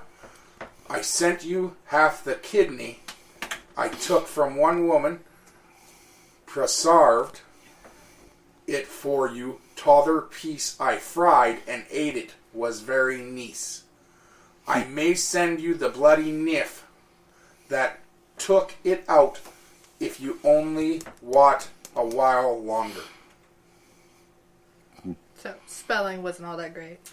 Actually, Absolutely spelling was horrendous. Spelling was completely off, even from Old English term scala. Okay. So, why do you... No, because, like, in kidney hasn't changed. No, Kidney is spelled K-I-D-N-E. I get it. Preserved is P-R-A-S-A-R-V-E-D.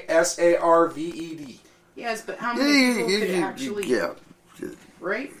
Zodiac. Right, but if you look into, like, they have the theory that it might have been a surgeon, then... A surgeon wouldn't know how to spell. They're going to be educated enough to be able to spell, so that kind of... And that's why he was one of the hardest ones. I mean, like, they looked at butchers and stuff, too, because back then... They did. They went through the butcher shops. They went through anyone who had experience with a knife. Now, there was 2 other letters that originally had been thought to be written by him. The first one that came into the police department was the Dear Boss letter. It states, Dear Boss, I kept on hearing the police have caught me, but they won't fix me just yet. I have laughed, when they look so clever and talk about being on the right track. That joke about leather apron gave me real fits.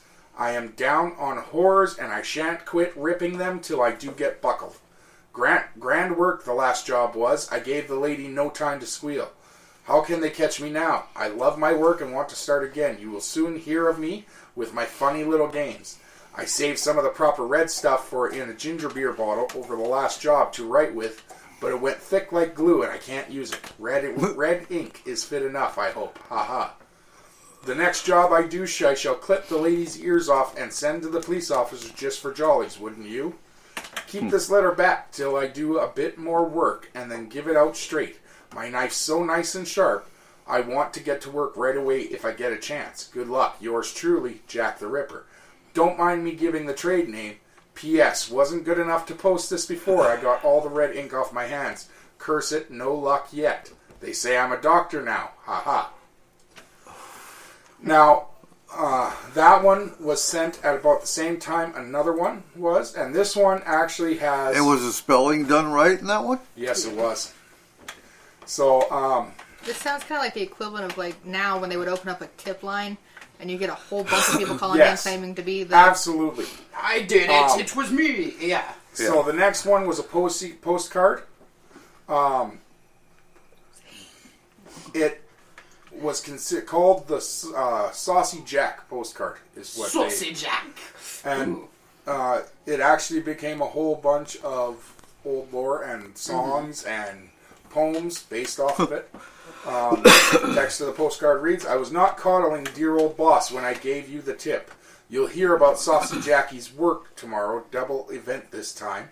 Number one squealed a bit, couldn't finish straight off, had no time to get ears off for police. Thanks for keeping the last letter back till I got to work again. Jack the Ripper.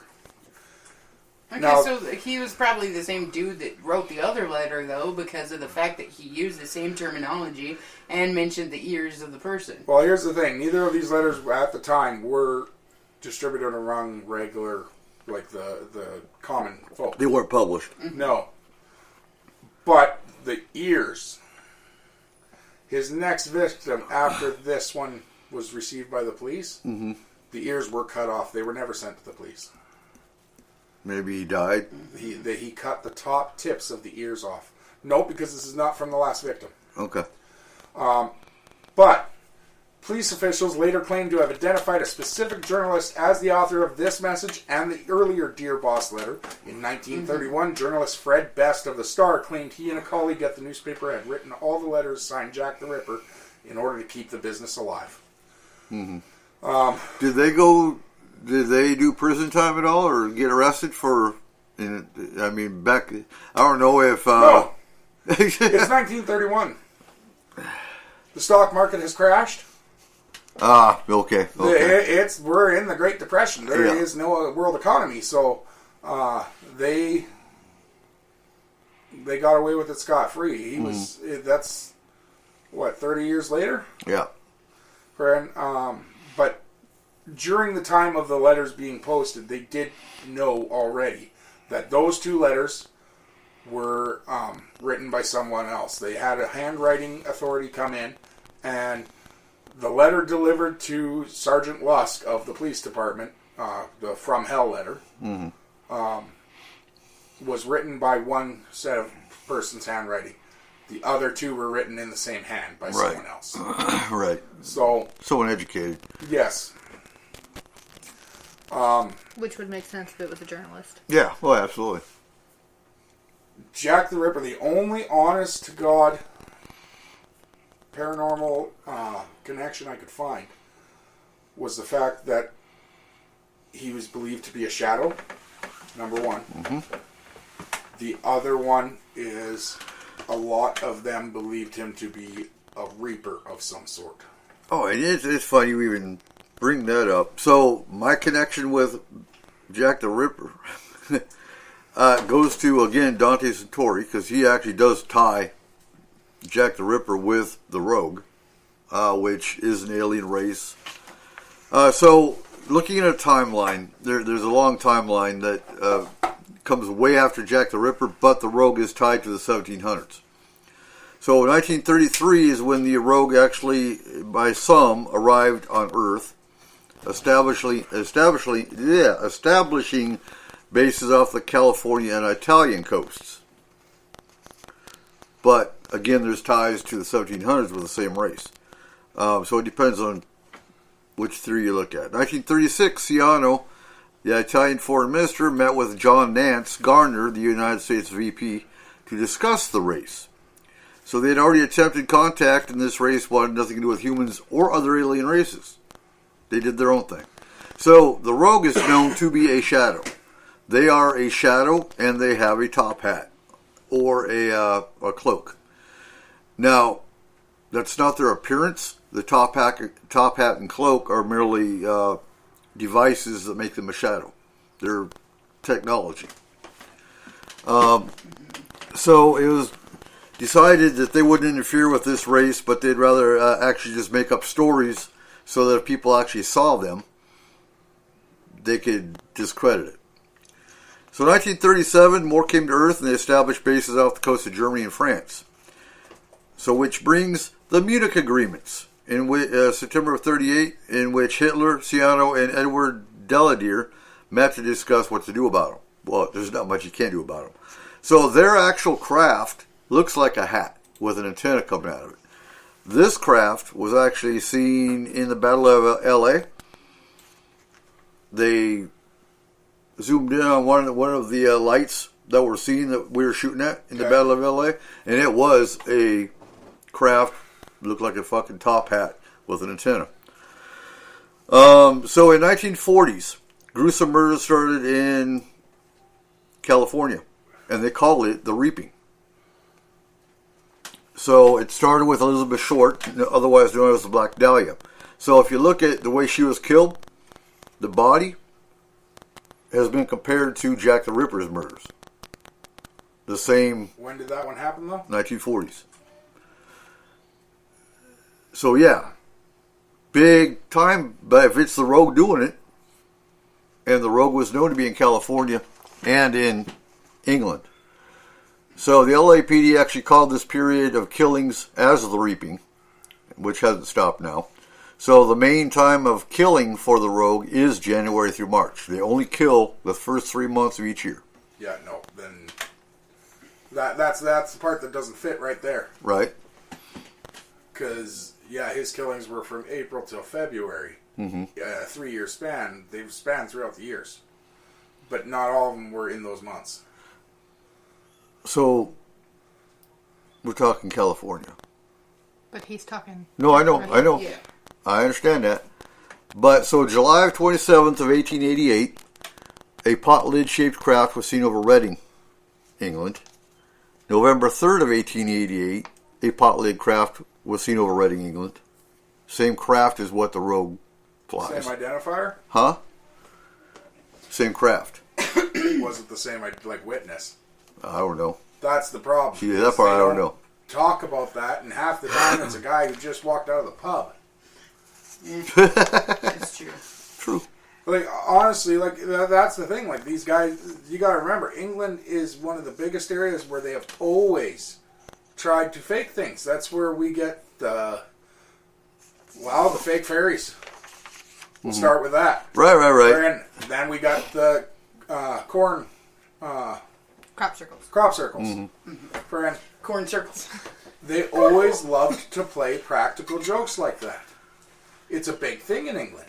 A lot bigger than it is here. In the 1800s, though? Oh, absolutely. Okay. Yeah, it was their main source of entertainment. They didn't have ESPN. Let me tell you guys something. So, there is one thing that I attribute to Jack the Ripper that is paranormal, but it's a little ridiculous, so I will say that, is if you look at the stories of Spring-Heeled Jack, okay, and the way that they describe him as having horrible claws for hands, and that he dresses like a gentleman. Right. And he lives in the shadows. He jumps from roof to roof, and he takes whoever he wants, and he disembowels them. Like, that's the whole story behind the cryptid Spring-Heeled Jack. Right. Okay. Well, it sounds an awful lot like the killings of Jack the Ripper. And this was a big thing back in 1837 was the first sighting of Spring-Heeled Jack. And it just kind of blew up from there. Like, there's all kinds of literary references to him, and people saying that, no, it wasn't a hoax, it was an actual person, and all this stuff. So, if you think about the way that serial killers typically progress, if he started out as, like, a peeping Tom type, where he just went around and kind of stalked people, moved into killing, and then moved into his specific version of killing, I mean, it could potentially be the same person. Oh, I forgot something with the From Hell letter, guys. I'm sorry. The From Hell letter included a kidney. Oh, did it? Yes, half. That is where he's talking about he ate part of the part of the kidney that he ate. Right. With a nice Chianti.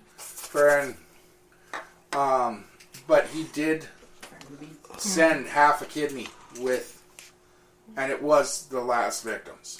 She was missing a kidney. Yeah, but, okay.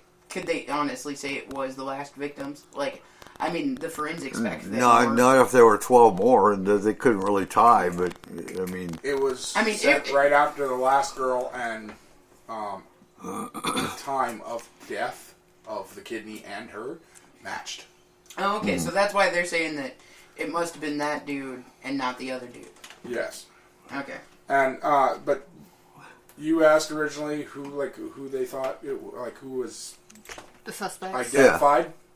Yeah. The most notable one was Albert Victor. And who was he? Queen Victoria's son. Victoria's son, Albert. Shit! He as Eddie. Reptilians, I knew it. Well, have you ever seen a picture of Queen Victoria? Yeah. She kind of looks like a reptilian. And that's her. Right there. Okay, so the rogues are off the hook. Well, I mean, honestly, if it was her son, though, now he'd be able to write. He's royalty. He would absolutely. He would. Yeah, true. In the late 20th century, like in the early 1990s and till now, they actually have found who they believe Jack the Ripper is, and it was a man named Aaron Kaminsky, a 23-year-old barber of Polish descent, who worked in the East End. Barber. I could. He Sweeney Todded him. Yes. All right. But he would have to have some kind of anatomy to cut out kidneys and dismemberment. He's a barber. He has a sharp knife. Oh, he has a razor blade. Mutilization. That, literally, he ripped them open and started taking parts out. And that was the weirdest part about when he did it. Right. He always put, the intestines and her parts over her right shoulder. Huh. Always.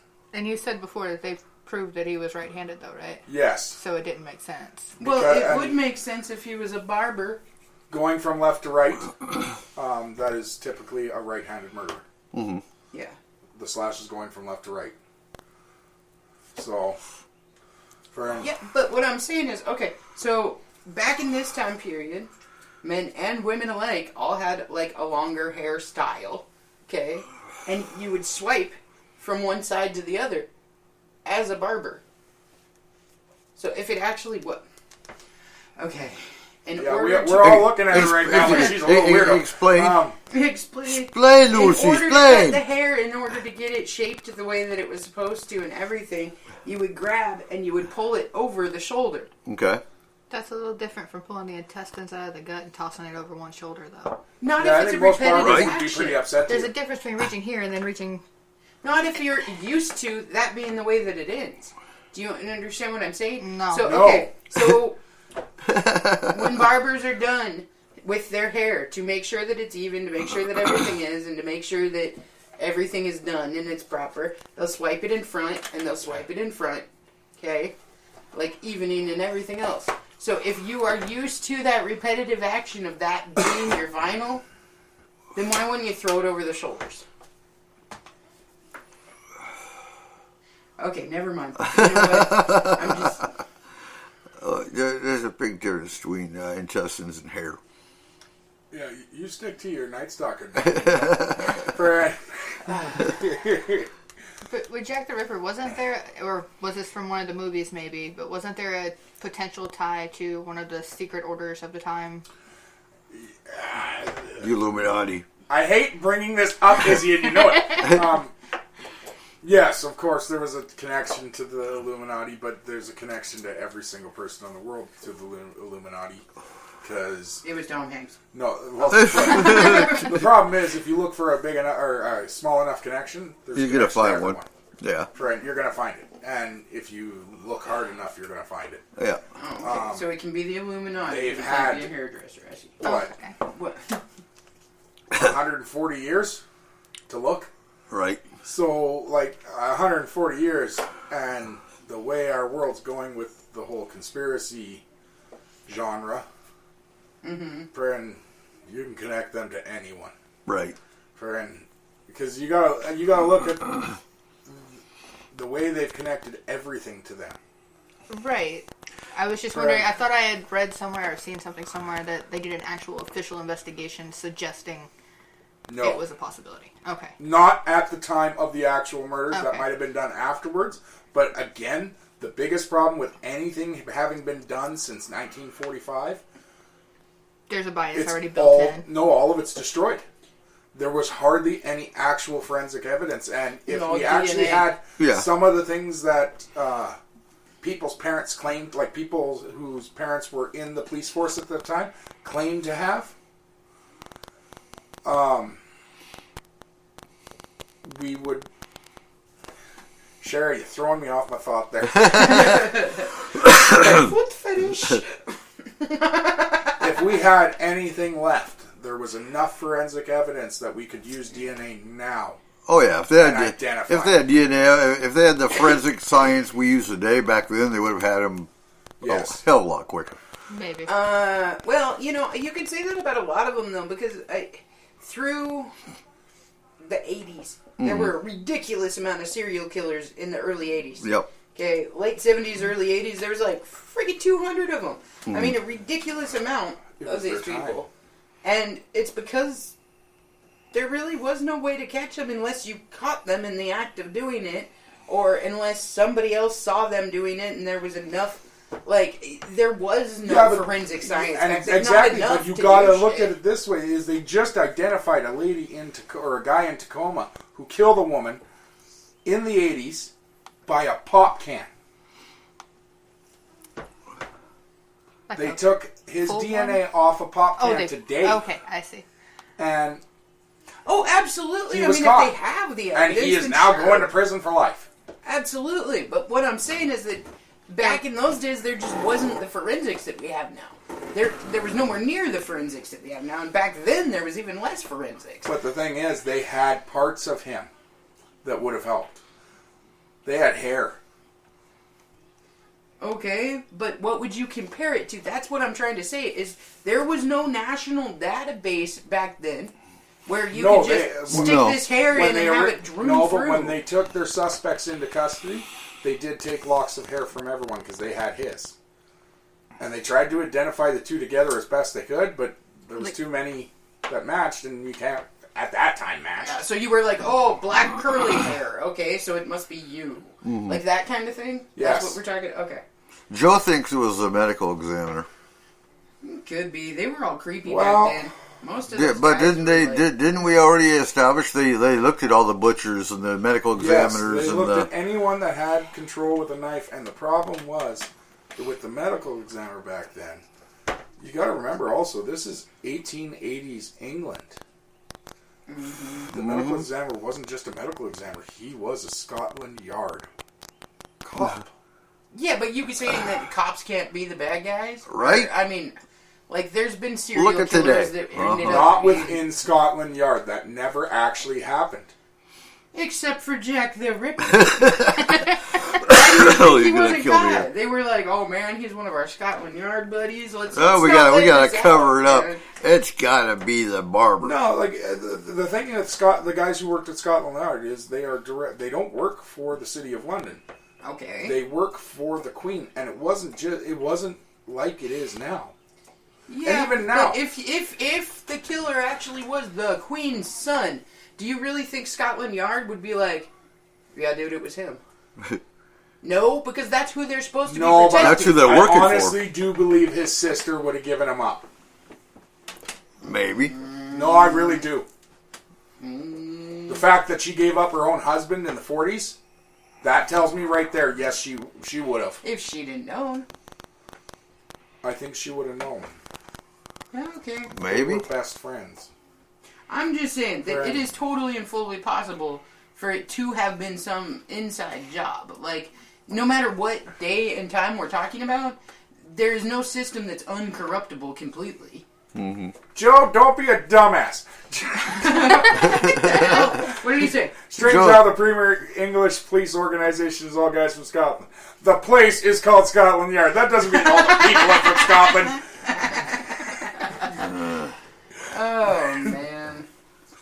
Alright, I believe, you know what, it was reincarnated. Like, you William live beside Wallace. Mount Shasta? He was Does that mean It was you the only road. drink Shasta Cola? No. You don't know. You Maybe don't he know. does. He could drink Shasta Cola. That's He not how probably to has drink like water, 400 asshole. Shasta Right. Colas in his bunker. Huh? Oh. Okay. Right. Alright, moving on. Izzy! Yes. What do you got going? All right, we got Dahmer. Yes.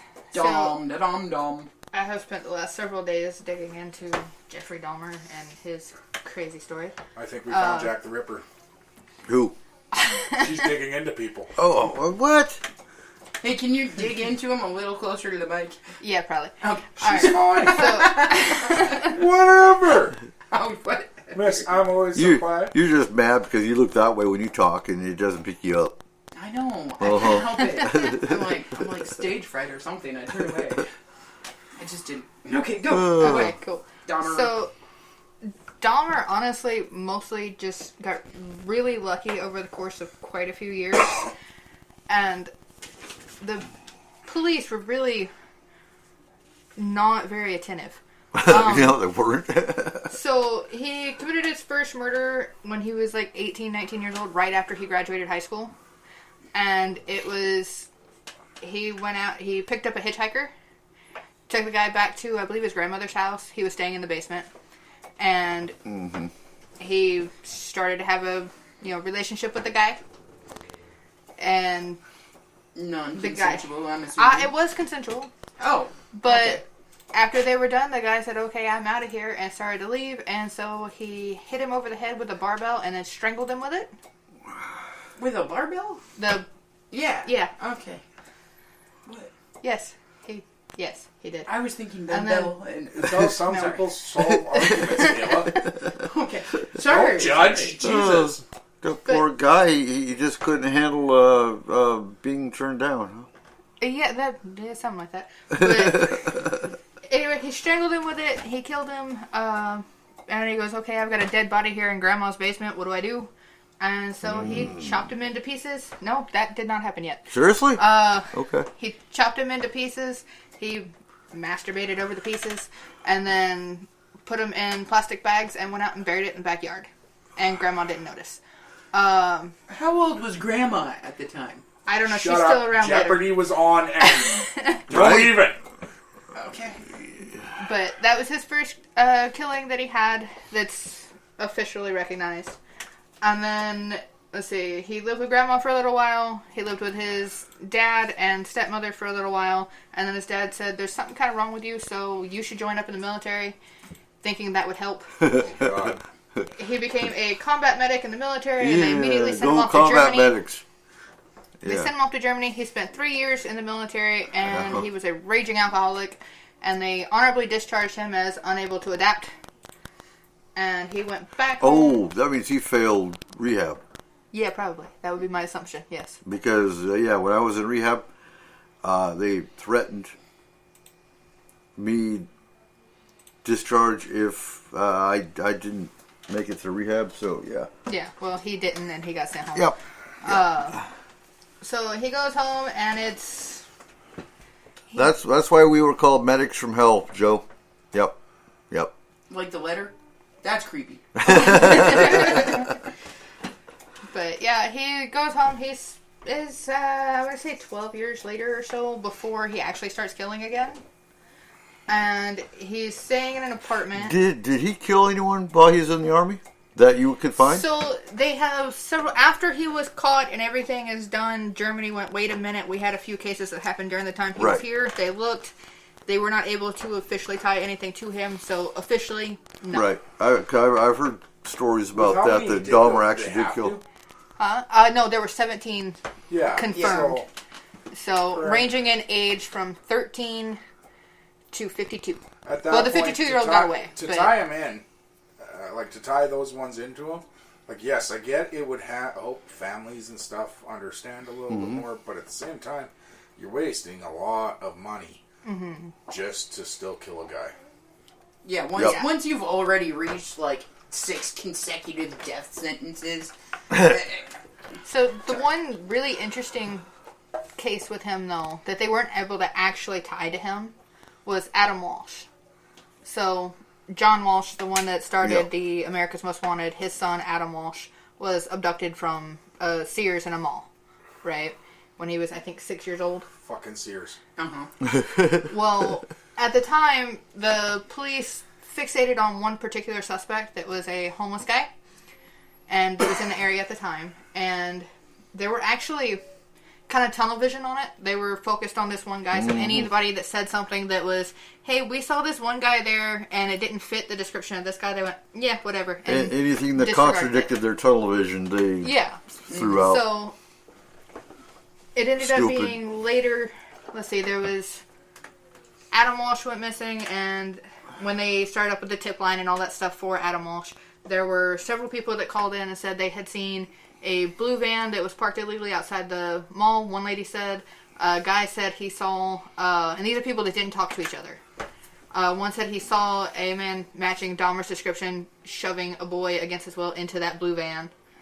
Another lady said she saw a man matching Dahmer's description in the video game area of the store where Adam had last been seen, and that she had a bad feeling about him when she met eyes with him or something. She took her kid and left.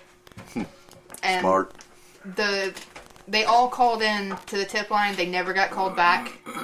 Then nobody ever followed up with them. And then after a couple years later, when Dahmer got caught and everything came out with that, they went, "That's the guy that we saw." And they tried to follow up on it. Did they prosecute the homeless guy?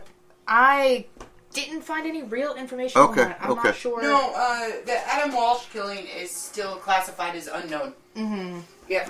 Dahmer did? They didn't actually prosecute him, but they were 99% sure that it was this one guy. Yeah. So, but they didn't have enough to take it to court. Dead. Yeah. So Adam Walsh, maybe not, but anyway, with the ones that's what got John Walsh for Adam Walsh. But that's what got John Walsh into. What I'm asking is, was Kayla alive yet? No, it was 81. Oh, you got away with that one, Ann. Oh, shut up. So it was right in the same time frame that Dahmer was getting started with his. One of the main reasons that they were convinced that it might have been Dahmer too was that he was seen chasing another little boy in the mall not long after that, and that boy got away.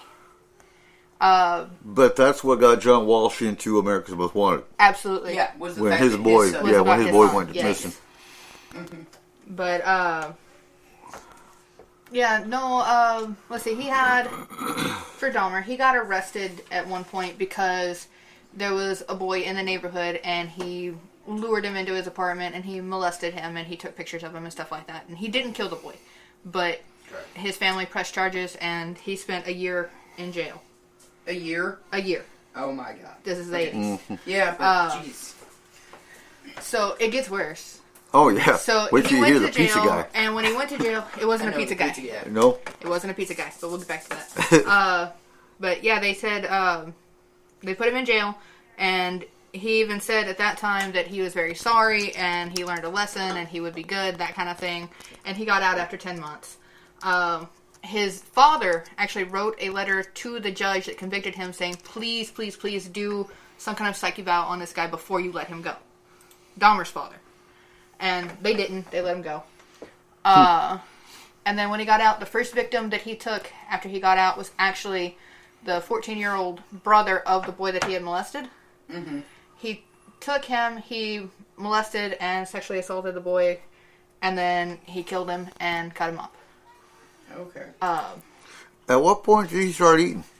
That's later on, and that was more part of the psychosis part of it.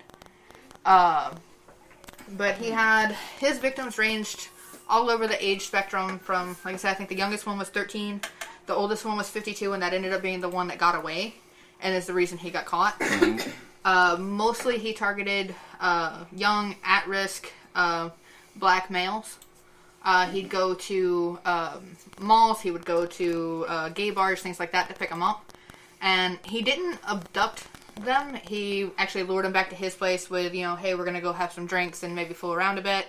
And then when they got there, he would start that and then kind of snap, I guess, and he ended up killing them. He was experimenting at one point with trying to create sex slaves. And he performed his own very crude version of lobotomies on these people. One of which is the one that you were referencing as a pizza boy. So was he gay or was he bi? Did he ever kill women?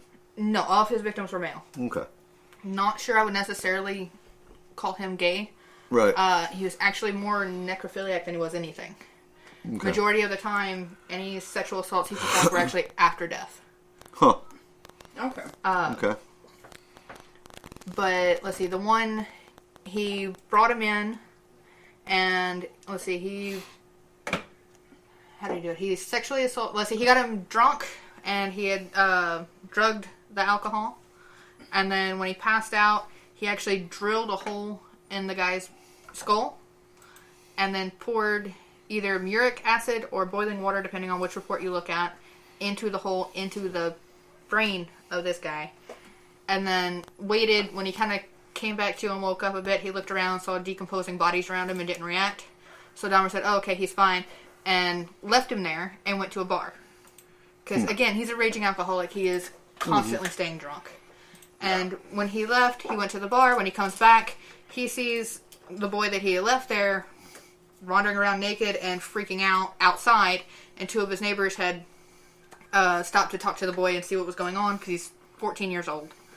And understandably, considering he's drugged and he had a amateur lobotomy performed not long before that, the kid's slurring his words. He's not easy to understand. He's just freaking out. So Dahmer actually very calmly walked up and said, hey, what's going on? This is my lover, and, I'm going to take him home. Well, the two women, very concerned about the boy, said, we already called the cops, and he's going to stay here until the cops get here. So I was kind of impressed with the way they reacted. Mm-hmm. Well, when the cops get there, he says, we're gay, this is my lover, and again, this is the 80s, and we had a lover's quarrel, and he's just drunk and really upset, and I'm going to take him home to sleep it off. He claimed that the boy was 19, not 14.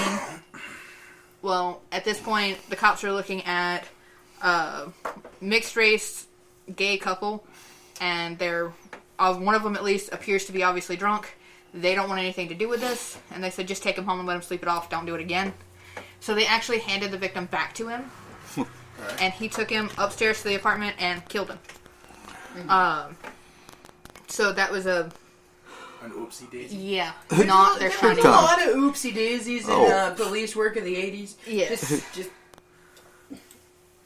So, for someone that was really kind of socially awkward and really not great at communicating with people, he did a really good job at manipulating people on this. He started kind of deteriorating with it, and instead of just, with one of them, I can't remember exactly where in the timeline, but with one of them, he killed him in an apartment, or not an apartment, excuse me, a hotel, and it wasn't intentional. He took the guy back, they were fooling around, they had sex, all that, and he got drunk and he passed out, and when he woke up, the guy was dead. Now, what is Dahmer's background? Early life of Dahmer, was there something that might have sparked him to go down this road? Potentially. So, he's described as, up until the age of 4, he was a very happy, excited, very well-adjusted child. And then at 4, he had a surgery for a double hernia. Okay. And after the surgery, he was really subdued, really timid. A lot of things didn't... Mm-hmm. He wasn't himself anymore. Okay. There's no real documentation of abuse, but his parents ended up splitting up, and neither one really took him very much. And he bounced a lot between his mom, his dad, and his grandmother. Okay. So there was that. So there's no like horrible, like tragic backstory Not here really. or anything. No, However, not like Richard if- Ramirez. Yeah. I mean, But I mean, if you think about it though, like, again, this hernia surgery happened in the 70s then. And they were really not great at levels of anesthesia, especially for younger children. yeah. And there were a lot of people that got severely affected by having too much anesthesia for the size that they were. Absolutely. But yeah, there was, let's see, he had one that his grandmother kicked him out because of, one, him bringing men back to the basement apartment at all hours, and she didn't like that. And then add on top of it, there were really putrid smells, as she put it, that she didn't appreciate, which was actually, decomposing bodies, but she didn't think to go look at that. So it really wasn't even a consideration there. When he moved into the apartment, his neighbor actually absolutely loved him. She said he was a sweet guy. He was really friendly. He helped out a lot. He'd have her over for a beer here and then. You hear that about a lot of serial killers, though, that they were like the best person Yep. ever. Oh my Yeah. God, my neighbor did that? Well, yeah. he was really matter of fact with the whole thing. Like, he'd bring one back and he'd maybe had sex with him, maybe he didn't. He'd kill them. He would, necrophilia, stuff like that happened there. He saved hands, he saved skulls, and he saved penises. He would take the hands and penises, he would basically dehydrate. Right. And the skulls he took and he actually cleaned them. His father was a scientist. And when he was younger, he took an interest in animal bones. And his dad, seeing it as him finally taking an interest in something he might could make a career out of, really dug into it with him. And taught him how to preserve bones, how to clean the meat off of animal So skeletons, is stuff he like that. is he the one who made lamps out of skulls? No. Well, sort of. He didn't get to that. He was trying to build a shrine that I thought I remembered seeing a movie or reading about something at one point years ago where he was building a shrine to some kind of a demon that was talking to him. Yeah. I was not able to find that in my research now. He was actually building an altar to himself. He had a black chair and a black covered table that he had set up with the skulls of some of his victims. There were, I believe, a couple of penises and a handful of hands. And he didn't get to finish building it because he got caught.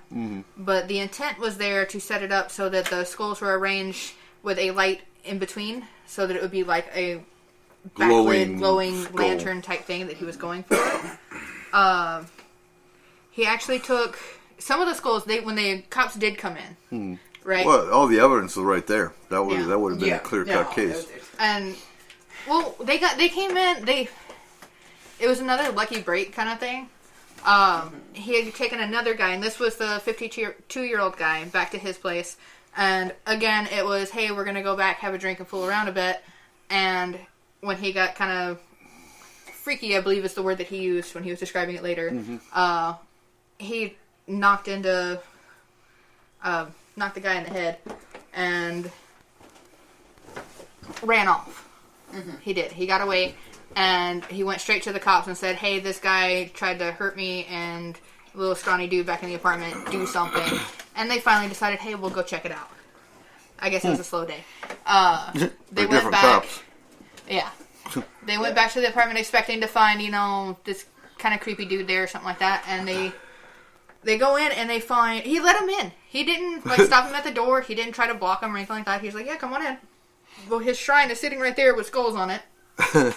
And penises and hands. Yeah, and the guy that had sent them there had said that the weapon that he had attacked him with was in the bedroom. So he went in there, and there's all kinds of stuff. And literally, the guy that the cop that had walked in said, "This is way above my pay grade," and called his boss, who then came in and also called his boss. Who called the CIA and No. the FBI? But they took him back to the station. First they tackled him. He wasn't resisting, but they tackled him and, handcuffed him and took him back to the station. And he's talking to the first primary detective. And he's telling him, we need to know what's going on, what happened. And he very calmly said, I don't think it would be in my best interest to talk to you right now. And the cop said, because he was on one of the documentaries that I was watching about this, the cop said it was really weird to him because he's heard the ones that say immediately, I want a lawyer. He's heard the ones that say, I didn't do it, or the ones that immediately start confessing. But to just very calmly say it's not in my best interest right now was really weird to him. Later, a couple hours later, as he's still trying to get this guy to talk to him, he mentioned that they had found things in his apartment. He goes, you're in my apartment? And I was, well, yeah. And if we're not now, we're going to be. He goes, well, then there's no reason not to tell you. You're going to find everything. And he just immediately starts telling the whole story. And he told the cop, you're going to be very, very famous for this. And he starts telling him, he starts off with the one back when he first got out of high school, and then he tells about the one right after he got out of the military. And the cop doesn't believe him. He thinks, okay, this is a crazy guy that's just reeling on about random shit, right? Until they bring in the skull factory. Right. Well, he steps out, and when he steps out of the interrogation room and talks to his boss going, is he saying anything? What was he said? And he goes, yeah, he's talking, but he's talking about this and that, and I think he's full of shit. And the boss said, no, we have just found 7 skulls in this room. This is real. And he's like, oh no, okay. And so he goes back in and starts talking to him, and he starts taking down the whole story. And as it turns out, he has killed 17 people over the course of, I think it was 13 years, but really it was a very small time frame. He killed one, waited several years, killed another, waited a few years, and then killed the rest of them. He finally hit that mark where all of them do. Okay, real quick, it is time for our last break, and when we come back, we will carry on, Dahmer. Before we go to break, I want to make the announcement quick. We are on Amazon Music. No shit. If you use Amazon Music as your phone's podcast or music collector, you can. Yeah, that was quick. We are on there. We're right here. Oh, that was quick. Yeah. So if you use them as your regular listening device on your phone or on your computer, you can just search up S-4 Paranormal Radio on Amazon Music or on Audible. So head over there, and all of our shows are on there from all the last 3 years, I believe. Yeah, buddy. So with that, we will go to our last break, and we will be back with a little bit more on Dahmer, and then maybe Manson, right? Yeah. Excellent. Yeah. I've got to throw some You are listening to S4 on Spreaker.com.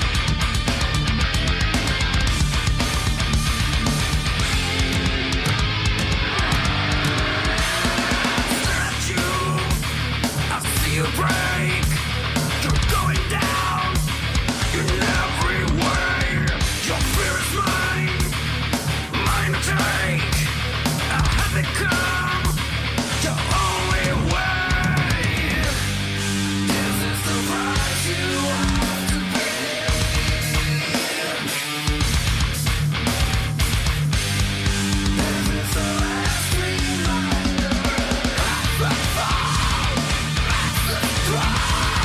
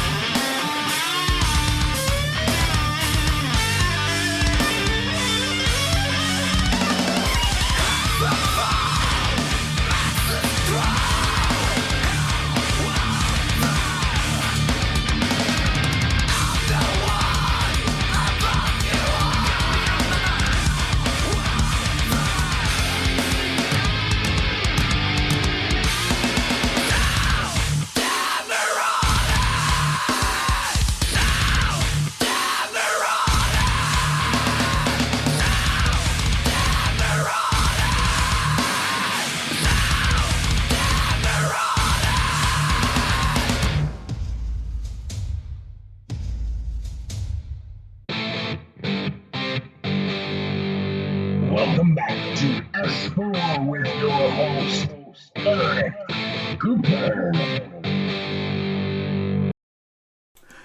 welcome back to S4 for our last hour of serial killers. And we are going to wrap up Dahmer and then talk about Manson. Now, are we going to use like a thick tarp to wrap them up, or Duct tape. No. duct tape? Yeah, duct tape Excellent. works. It so And a shovel. doesn't. You got to use the Flex Seal. That way it keeps the blood. Gorilla Sorry, glue. just Nah. saying. As you all know, we've already discovered Kayla's an alien. And now there is proof on the CW Legends of Tomorrow show. She was exposed. Okay, that was the weirdest shit. So now it's time to prove that she's also a serial killer. What? I am not. We're telling all your secrets. Oh, God. Anyway, Dahmer.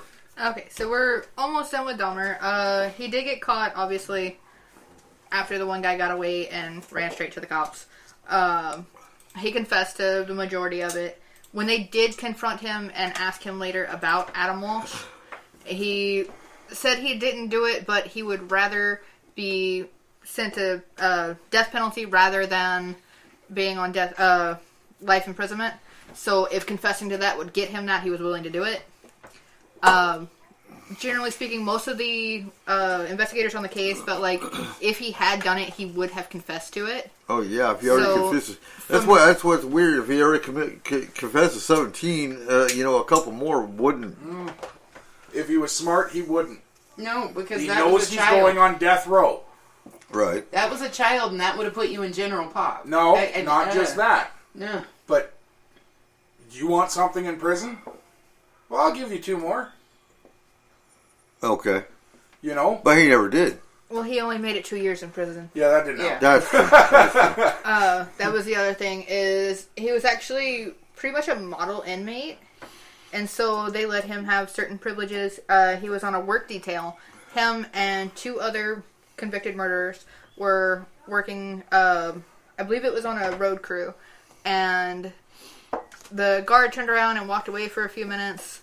And one of the guys that was there killed both Dahmer and the other guy. And he said that he actually killed Dahmer because he was annoying and he was really weird, because in the prison, when they'd have their dinner or their lunch or whatever, he would actually take his food and fashion little limbs, like arms and legs and stuff out of it, just to freak out the other inmates. And so not smart. he beat him to death on the side of the road and said it was partially Could his that own fault for happen doing to a it. nicer guy? I'm just saying, like, if you're going to be taken out the way that you took out other people. That's Right. That's an epic ending to an asshole. Yeah. Oh. The guy that killed him did say it wasn't really his fault. It was the guard's fault for leaving 3 convicted murderers alone. Well, So, yeah. yeah. And that's basically the end of the whole Dahmer thing. Okay. Cool. So Excellent. what about Manson? Ow, ow. Oh, yeah, you're not a serial killer at all. Come on, those Rasputin eyes. You don't love it? Everybody loves Manson.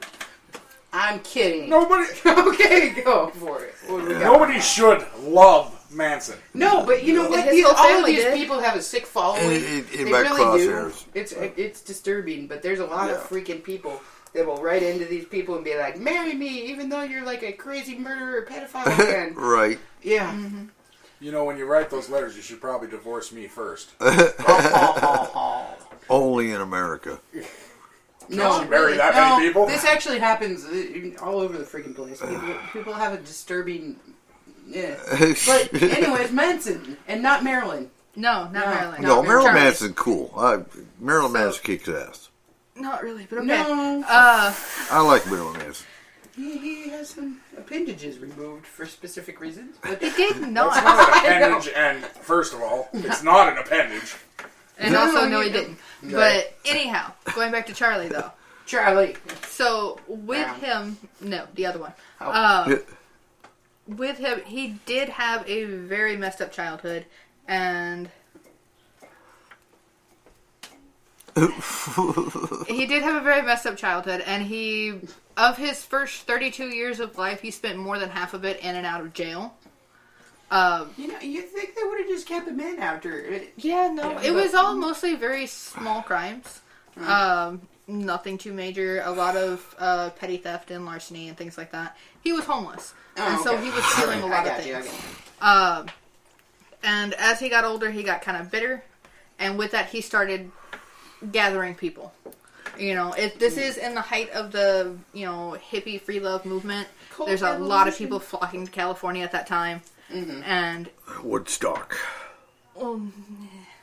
But is that the only thing you know about the hippie movement? Yep. Charlie Brown and Woodstock. Yeah. Okay, sorry. Yeah. So Anyway. Wrong Charlie. My bad. I get those two confused all the time.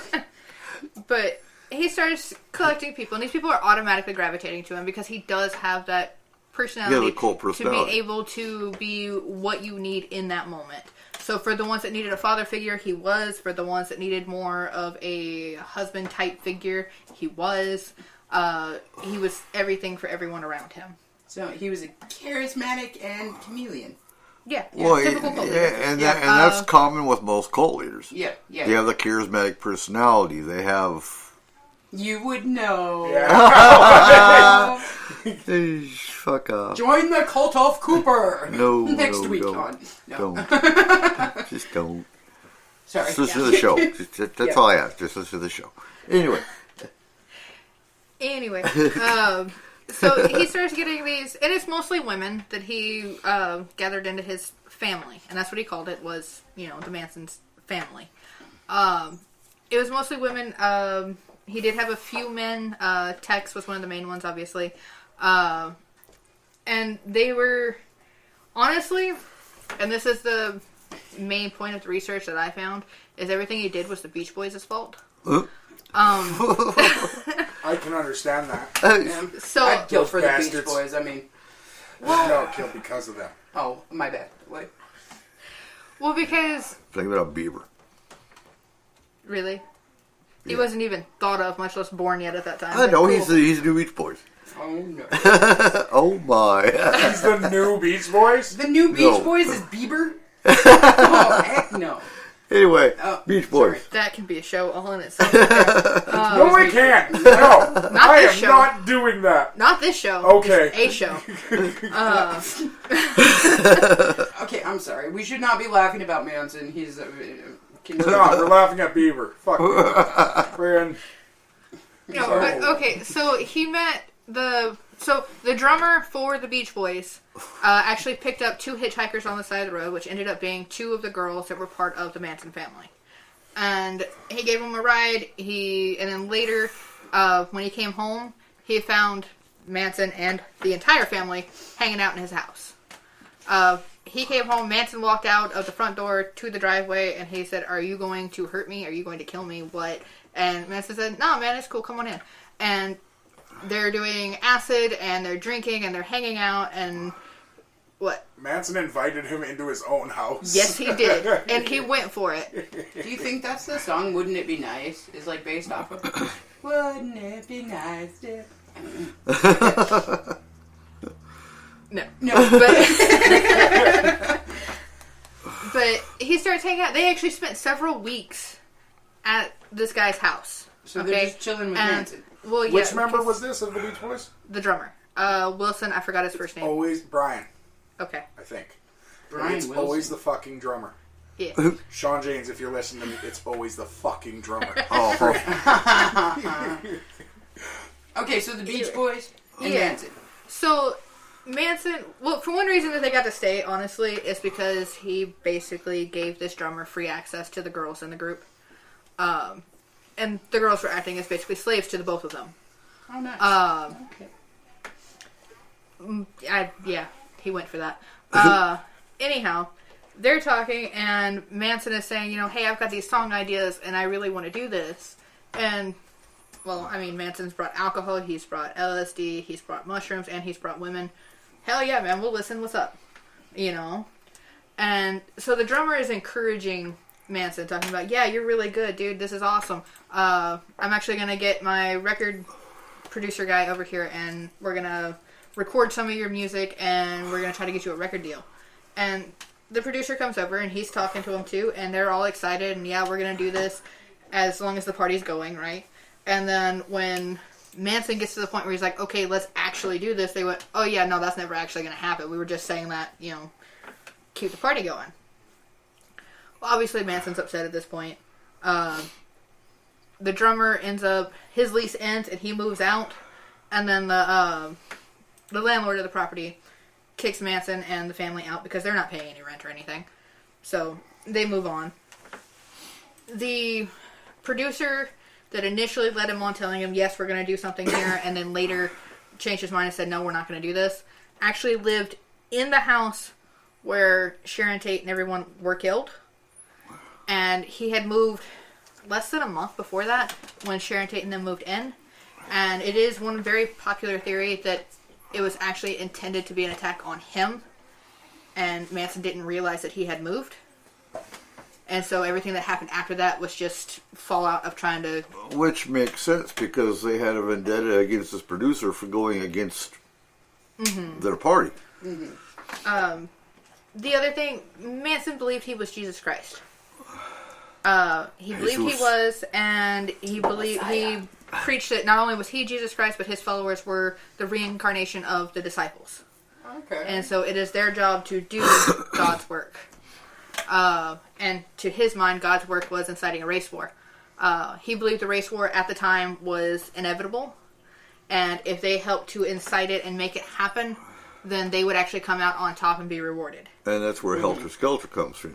Yes, they listened to the Beatles' White Album with Helter Skelter while dropping acid, while mushrooms, while all this stuff. So they're really tripping out while they're listening to it and decided that this is the Beatles telling them this is how to make this happen. Oh, And Jesus. so he sent them to Sharon Tate's home, but he didn't give them specific instructions. So when they came back, they were super proud of themselves for, we did this, it was so great, there's blood everywhere, we, stabbed this woman so many times, that kind of thing. And he actually lectured them for being so messy about it, because they weren't supposed to get caught. That was completely against the plan here. After the Sharon Tate murders, they went long after. Did they only kill Sharon Tate? There were four and the unborn baby. Okay. So they she was 4 8 people. months pregnant. So they killed the 4 there, and then it was not long after that they also did the La Bianca murders. And with that one, they actually took the wallet from the La Bianca house with the intent of placing the wallet in a predominantly black neighborhood, hoping that someone would find it, use their credit card or something out of it, and then frame whoever that was for both sets of murders. Oh, okay. With the intent of that being... The catalyst to the race war. Yes. Alright, gotcha. None of it went as planned. He was nowhere near as good at planning as he thought he was. Well, he was tripping on shrooms, I mean... They actually got caught not because of those 2 murders. They weren't even suspected of those 2 murders. One of the girls in the Manson family was...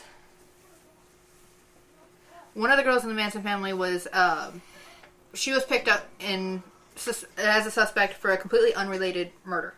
Okay. And when she was picked up for it, she confessed to the other stuff. Oh, okay, and then pretty much took down the whole Manson ship. Pretty much. Alright.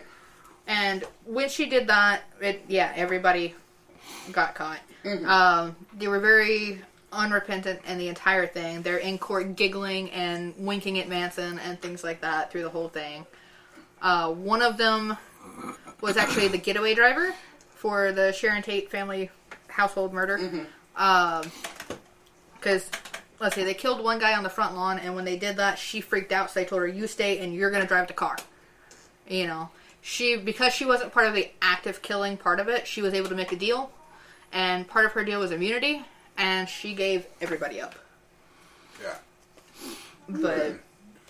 If you guys want to watch a good movie that takes a lot of liberties with the actual facts of the story, but like a lot of liberties, but it's a really good movie that has to do with the Sharon Tate murders and what could have happened if someone else, like if their plans hadn't gone the way they wanted. Once Upon a Time in Hollywood by Quentin Tarantino is a great fucking movie. Absolutely. Okay, so Manson in himself then didn't really do anything besides inciting all of this. No, he For just the most manipulated. part, there is suspicion that he killed a couple of people outside of this, but they were never able to actually prove it. Yeah, well, and then like you were saying, there's also suspicion that he killed his cellmate when he was in prison. When he was in prison, he claimed that he did it because he hated his cellmate, did not like him at the time, and Christopher Nolan gave precedent that he based one of the killings in a Batman movie off of it, and it's the one where the Joker walks into the room and says, do you want to see a magic trick? And he puts the pencil on the table and then slams the guy into it. Manson actually stabbed his cellmate in the eye with a pencil. Friend, he's had so many cellmates that are Why notable. did he have a pencil? Because he's a writer. He was writing. And when you, like, just because you're in prison doesn't mean you lose certain liberties, and you gain them back as you are with good behavior. Mm-hmm. And he was a model prisoner, except for the, killing of the cellmate. Yes. He married twice before going to prison, and he had a child with each. Both were named Charles Manson. One was Charles Manson Jr., and the other one was, I forgot his middle name, but it was different, so there wasn't a Junior attached to it. Junior changed his name. Junior killed himself. But didn't he change his name before that? I am not sure. No, that was the other one. Was it the other one? Mm-hmm. Yes. Because he wanted no association to it. Yeah. Yeah. When Charles Manson did eventually die, there was a huge battle over who gets the body. Yes. Right? It ended up going to Charles Manson Jr., the one that killed himself. It went to his son.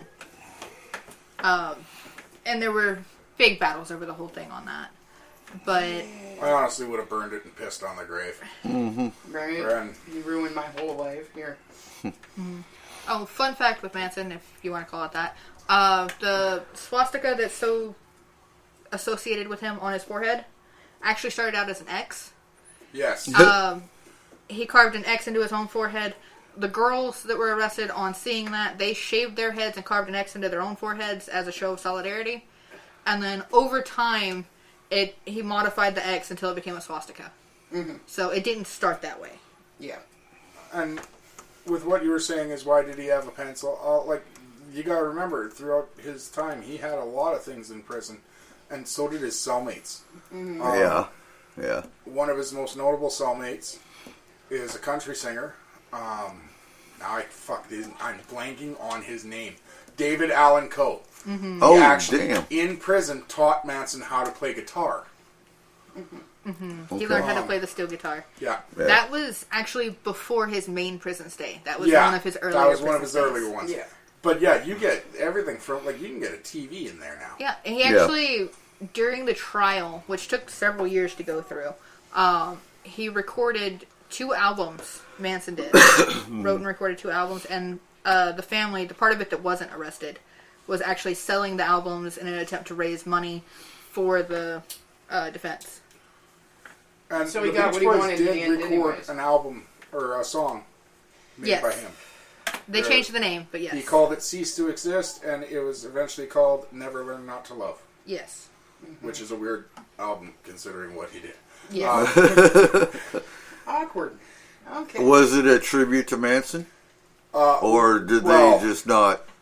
No, they the drummer had to do a lot of convincing. Right. But he also he was probably considered... felt bad. I mean, it was all his fault. He was one of the writers for the Beach Boys, but he was considered not... He wasn't one of them. He wasn't a good member of the band. He wasn't a good person. Okay. And Drinking, constantly not showing up for practices, that kind of stuff. Druggity drugs. doing At the acid same with time, Manson. if you actually look at the flow of the Beach Boys of their career, I wouldn't want to show up for practice either with Brian Wilson. Yeah. That guy was insane. Yeah, that's true. But at the same time... He was the drummer, though. Huh? No, Dennis Wilson is the drummer. Okay. And they're not related.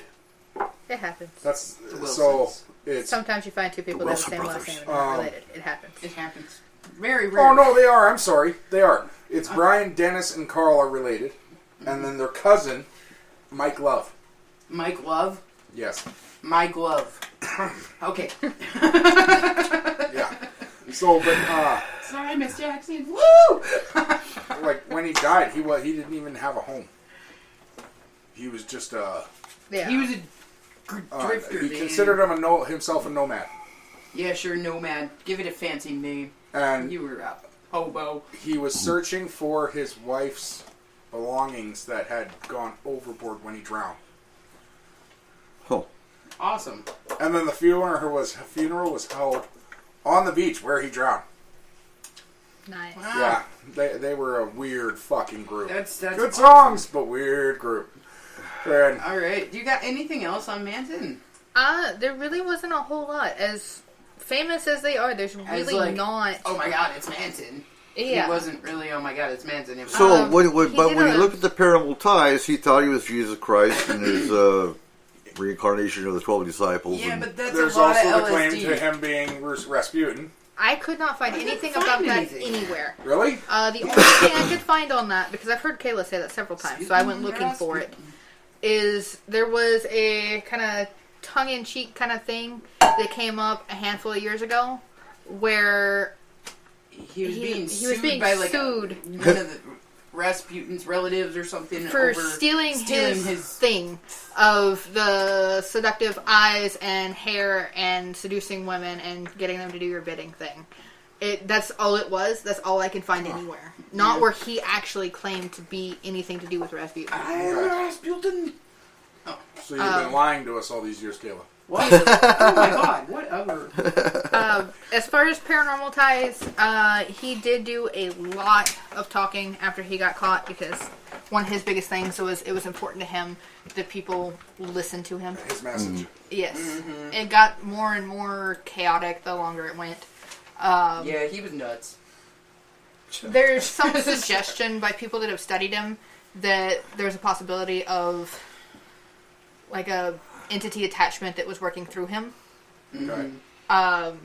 Because it's, again, goes to that concept that humans can't be that level of evil. They said something similar about Dahmer as well, as I was researching that. People said that about Bundy for years. And honestly, I think as more people don't want to accept that people are one of the biggest evils there are out there. Well, you know, and they're that's the capable of thing. that. It's easy to say, "Oh, I've got a demon, I've got an attachment," but in all reality, humans are just inherently evil. I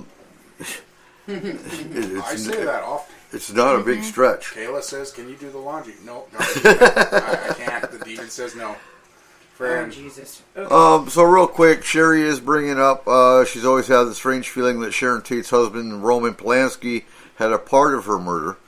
Just her own weird belief. Did you find anything involving... I did not find anything at all that suggested that And the possibility. idea that Okay. Roman Polanski didn't want to be a father, I don't believe that because, friend, He was...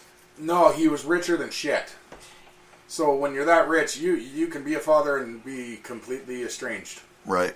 Honestly, like your kids go to boarding school, friend, you don't have to see them at holidays if you don't want to because they stay at your house and you go somewhere else. They're with a nanny. Friend, once you have that much money, it really doesn't matter. Right. Friend, so I don't see that being a reason enough for him to lose his career over killing someone. True. Friend, And again, with that much money, too, there's ways to make either the baby or Sharon and the baby go away that are a lot... absolutely. Less bloody. Yeah. Yeah, and... Not to say it doesn't happen. Right, but you reach a certain level of wealth. Money doesn't, but money doesn't include intelligence. No, not No, always. but not things productive. disappear. Things go away when you have so much money. Yeah. You know, watch some of the Hollywood Not documentaries. taxes, though. No. Those stick around. Most of Oh, the yeah. rich ones have found that out. Yeah, Oh, God. yeah. Yeah. Talking of Dennis Wilson. Capone. Okay. Oh. So is it true or is it not true? Yeah, I'd have to agree with Cole and Izzy that once you reach a certain level of wealth, I don't see him risking it, and things go away when you hit that level anyway. There also, as far as Roman being friends with Manson, I did not find that. Yeah, there's a lot of crap that comes up after the fact that didn't- it's like little Oh, Some you know, there's a lot, and again, there's a lot I thought about the Zodiac that I couldn't find anything about. So, I mean, the more you dig, and when you look at multiple resources, and yeah, don't. Well, and you can't rely on the movies because half of them, they have to take liberties because they can't. Over dramatized. Well, yeah, you have to in order to make it a good story. Sometimes, I mean. And in one of the interviews.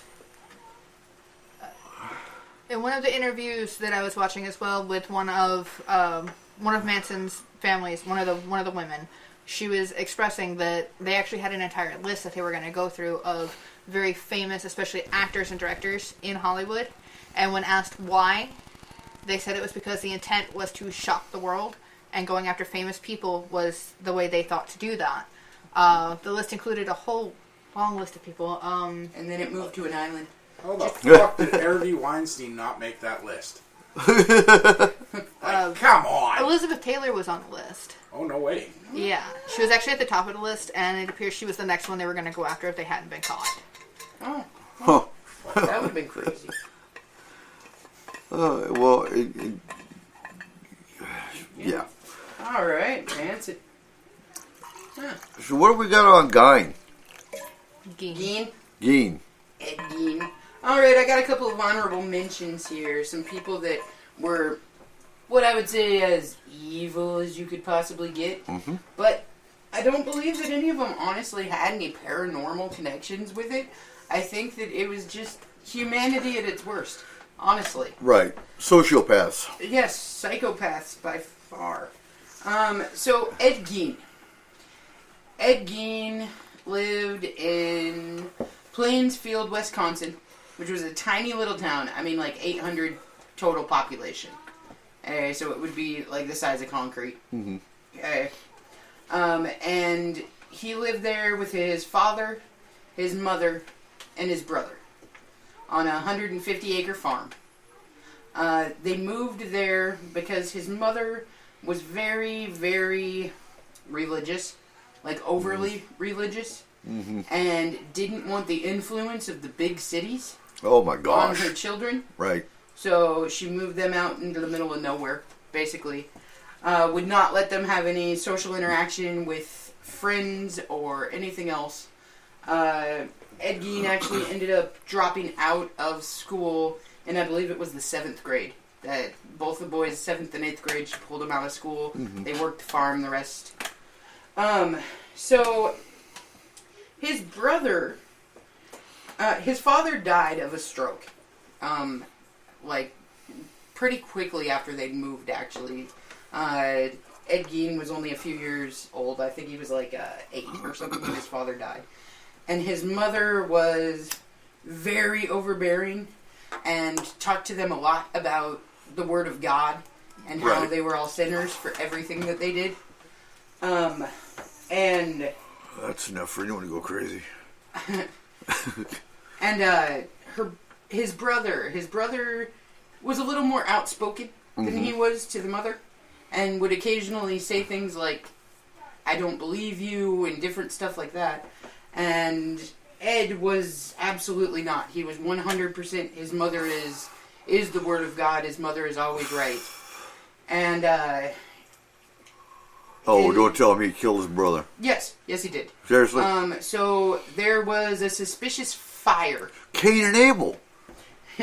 There was a suspicious fire at their farmhouse, and Ed Gein ran down the road screaming that he couldn't find his brother. He didn't know where his brother was. Mm-hmm.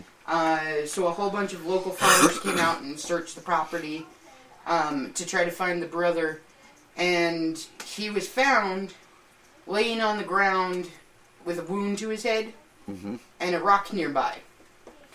And what they assumed happened was that he was so excited about the fire that he must have had some kind of a heart attack or something and fallen over and hit his head on the rock. Okay. So they ruled it natural causes. Well, and that's the thing. So how old was Ed when this happened? 40, I believe. Somewhere around there. 40? Yeah, around the age of 40. Okay. He wasn't a kid then. No. See, so I was thinking he was a kid when this happened, and No. and so you're not gonna assume a child, killed his brother. Yeah, okay, 40, yeah. So Ed Gein went on to become like a handyman and do all this stuff for all the people around him. He was really strange, kind of stand-backish, but he would always talk to people whenever they were around, and he would make little funny jokes with them to kind of fit in better and stuff like that. But they had all said that he kind of had the mind of a teenager, Okay. that he didn't really pass that point of maybe 14 years old. Indicating a trauma probably happened at that point, because that's usually when your So maturity level when- stops. When his brother died, less than a year later, his mother had a stroke, a massive stroke, because she Okay. couldn't deal with the death of her son. It ate her alive. She was having issues with it, and she ended up having a massive stroke. He took care of her, but then she had a secondary stroke, and she ended up dying. So after his mother died, he boarded up rooms in their house, and he kept them perfectly preserved the way that she had them. But the main area of the house was nothing but filth. Like, he would go to the junkyard to pull garbage into the house. Huh. Why? It was a hoarding mechanism, and they think that his mother dying made him go insane because of the fact that she was everything to him. She was his best friend. Right. She was the only person he really ever talked to, anything like that. So he got caught in the 1950s, and the reason that he got caught was because there was this old lady that worked at the hardware store. And he had been kind of stalking her a little. And it was during hunting season, so all the men of the town were out hunting. And he went to the hardware store, and he got like a gallon of gas or some kind of liquid for the tractor or something from her, and left, and then came back a little bit later, made sure that there was nobody in the store, asked if he could see one of the shotguns that they had up in the window. She went to reach for the shotgun, and he shot her in the back of the head, drug her out of the store, threw her in the back of his truck, and took her to the farm.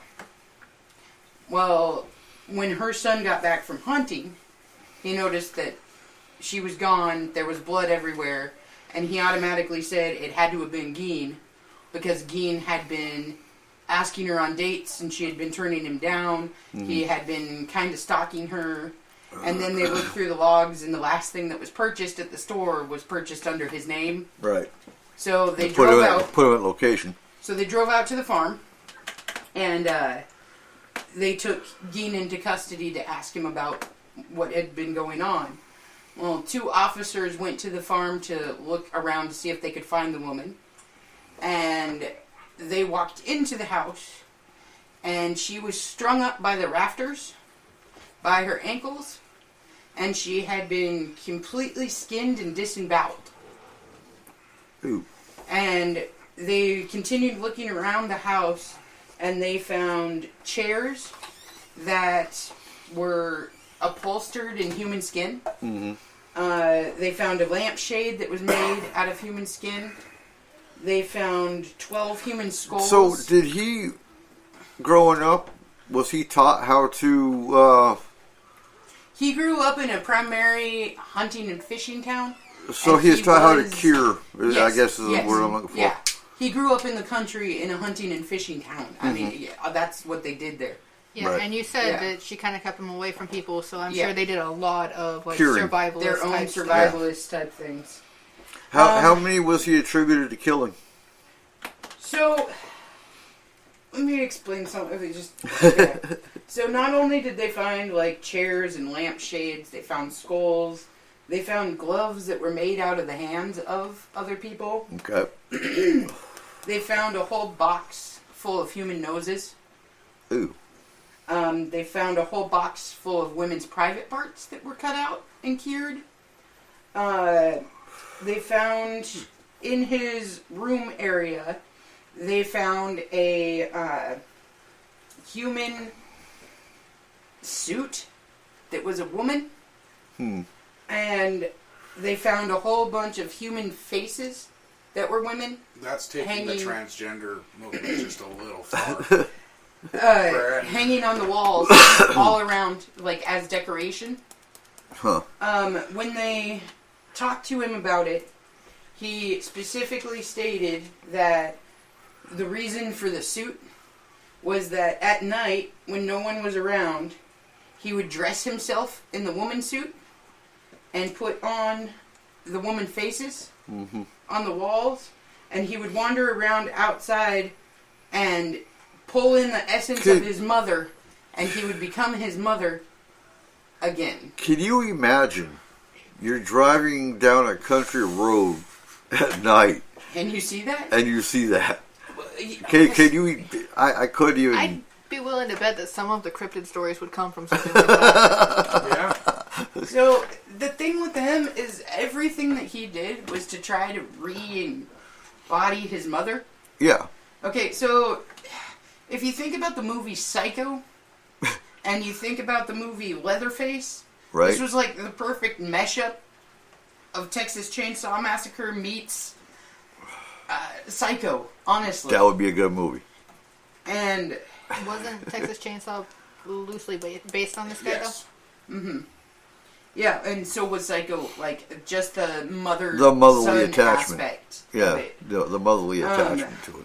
That's actually So a really he common was thing actually with serial only killers. attributed to killing 2 people. Okay, so the only 2 people that he actually was attributed to killing was The woman from the the hardware woman store. from the hardware store and another local woman that had gone missing 2 years ago from a local bar. She was a bartender there. Okay.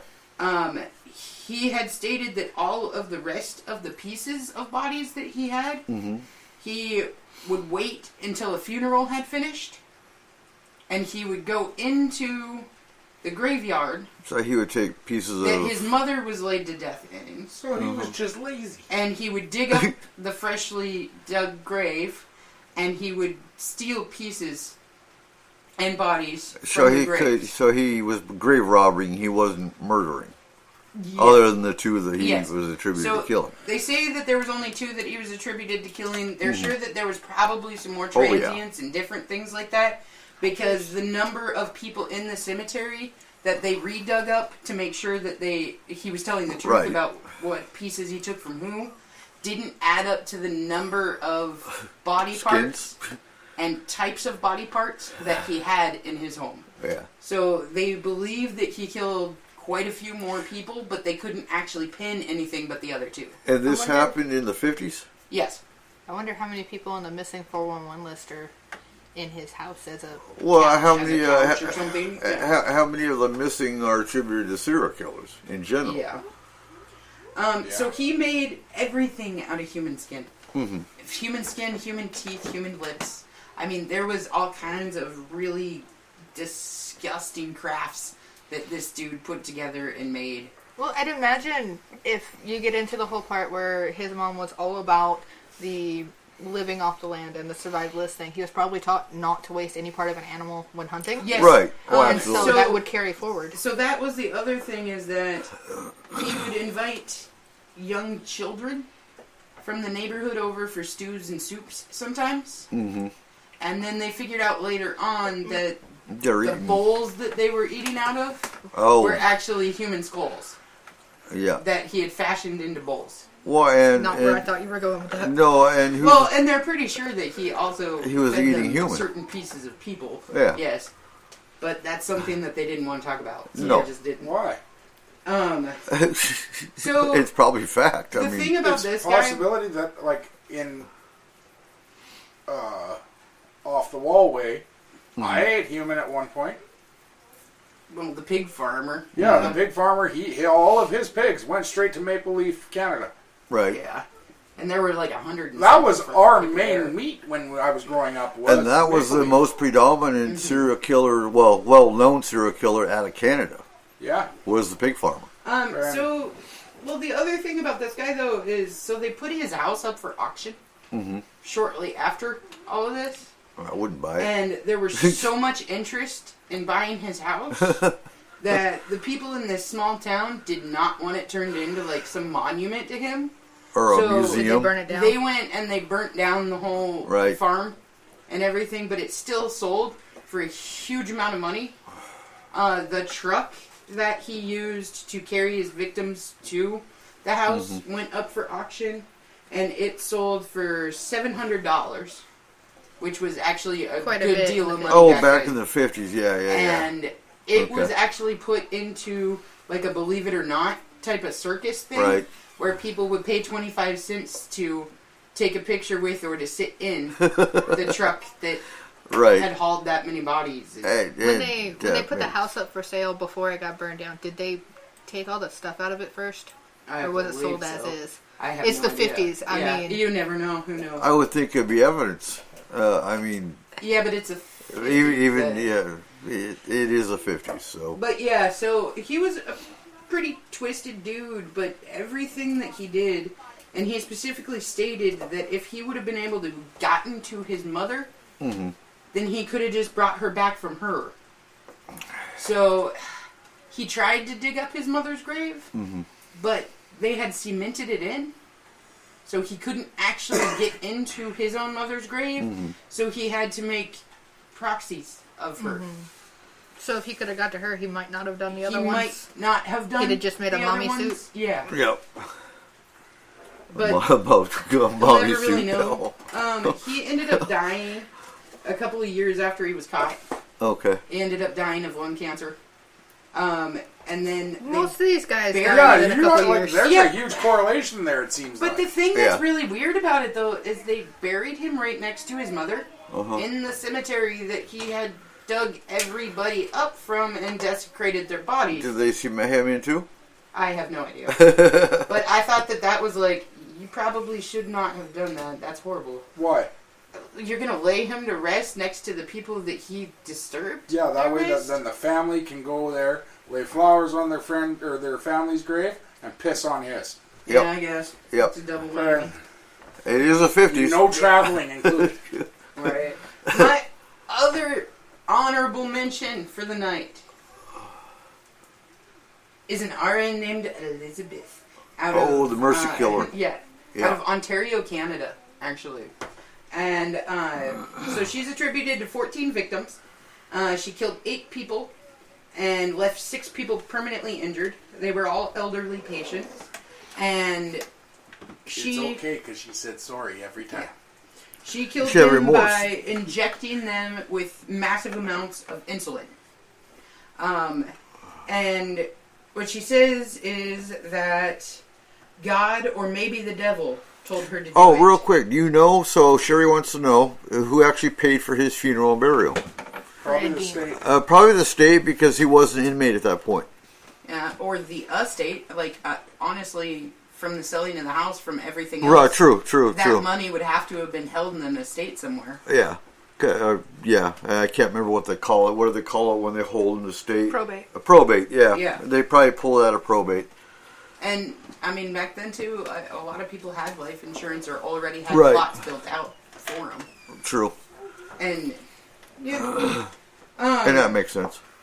So she said that God or maybe the devil had told her to do it. She wasn't sure which. She believed in the beginning that it was God that was telling her to kill Mercy these people. killing, yeah. But then every time she killed one of them, a maniacal laughter from her stomach came up and rang in her ears. So she started to believe that it was actually the devil that was making her do it. We all have that, us Canadians. It's called being hungry. Friend, So Bacon. it's the Tim Hortons. she Oh, okay. actually went and turned herself in for these crimes. She went and she turned herself in and she told them that she needed somebody to take her out of the hospital areas and she wrote letters to the RN board saying That's right. that she wanted to be removed. She had killed this many people. She needed to. Like all of this stuff, she made sure And- that she and would she never didn't- see another patient again. She didn't want to kill kids because she's being Yes, moved because to the they were pediatric. talking about a week before she turned herself in, they were talking about moving her to the pediatric ward. And she knew that she would not be able to calm the voices down and to make it so that she wasn't killing children. What year was that was this? something that she would not do. She was caught and she turned herself in 2016 was her That's trial. recent. Okay. Yeah. Okay. So she turned herself in. This happened between 2007 and 2016. Okay. So that's a recent case. Ontario. Yeah. Yeah. Yeah. So in order to save from killing the children, because she knew she wouldn't be able to not listen to the voice of God / the devil. I'm not laughing She did. about the murderer. I'm laughing at Sherry's craving poutine. Her stomach is making Poutine. weird noises. Poutine, what the Poutine. fuck? What? You mess up that name again, we're gonna... Poutine. You have way Poutine. too many Canadian friends to say that wrong. And my last honorable mention for the night, just because you cannot have a show about serial killers without either of these two, actually. Pretty sure So you the can. first one I'm going to say is Green River. Yep. Green River Killer is important to me, and the only reason that he's important to me is because He's he was here. out of Washington. And what's interesting about that one is I was actually at one of his murder scenes with search and rescue looking for 3 teeth, some bones, and what we did find was women's shoes, women's panties, a watch, but that was attributed to the Green River Killer here in Skagit County. If you would have went a little bit farther, you would have found Kayla. So I will say the thing with him is he How many was he attributed to? was attributed to over 40. Yeah. He was attributed to over 40 deaths. He killed in a spree that lasted about a year and a half. Mm-hmm.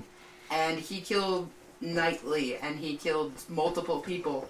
And What was his name? Because so Gary Ridgway. Yeah, so look up Gary Ridgway, Sherry, because you might not have heard him as Green River Killer. We know him locally in Washington as the Green River because a lot of it happened around Green River, Washington. And he was one of the most, heinous Oh yeah, he was killers. horrible. You He did really, horrible if you shit. can find a video on him, you need to watch it. It So, is insane. He stopped killing. And And he killed primarily prostitutes, if I remember right, as well. he killed all prostitutes. Yeah. Yes.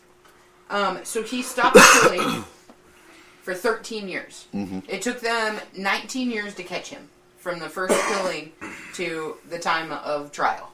It was 19 years. He stopped killing for a total of 13 years because he met his wife. Yeah. And they ended up getting married.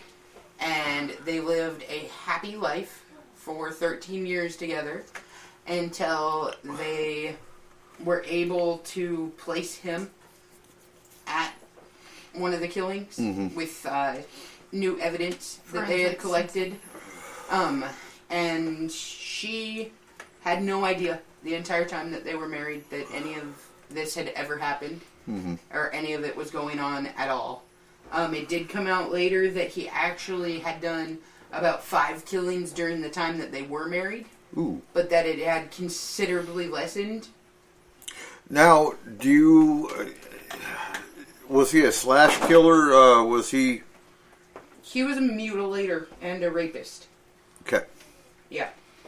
And he was really into revisiting sites for sexual reasons. Right. And when they asked him about it, he specifically stated, well, then I didn't have to pay for it. So, there was that. So he probably went up to Kavanaugh where our site was. Oh, they said that he'd most likely killed multiple people in multiple different regions too, because people that kill that many people that quickly don't just stop completely. No, absolutely They not. don't. So They can't. So what they figured was he stopped doing it around his home base so much. I started branching further out. And when he went on work-related things, or when he went on vacations, or when he decided to, let's drive up to Mount Baker, like things like that, Yep. then he would do certain things there. The other thing is, too, they usually don't start off on such a big spree like that. They build up to it. They build up to it, and he really didn't have much build-up. So they believe that there are way more people that are connected to him Oh, yeah. than they actually know. But they know of 40. You said you had one more? I do. We have 8 minutes left of the show. Okay. I know. All right. My last one, really quick here, is Ted Bundy. No, not Ted. Yes, Ted Bundy. And everybody kind of knows the story of Ted Bundy. I don't know that I've ever said the name Ted Bundy and somebody didn't go, oh, that dude. Mm-hmm. Okay. There's been multiple documentaries on him. There's been so many different aspects of him everywhere. That's the guy from Married with Children, right? Oh, God. That was Al Bundy. But That's his cousin. he is attributed to killing 30-plus women. Okay. And he is the charismatic killer, is what they called him. The good-looking, charismatic. He's known for being good looking, so yeah. Nobody figured that he was easy. ever going to do anything, and he was like pillar of the community style person. Everybody that knew him said, "Oh, I never would have suspected." And he continuously said that he did not do this, and everyone believed him until they found so much evidence. They Charisma goes a long way, because I've seen pictures of him, and I'll be fair, like, I know friggin'... I'm not gorgeous myself. But that guy wasn't good looking. I don't care. He was ugly. He had a funny looking freaking face. But women loved him.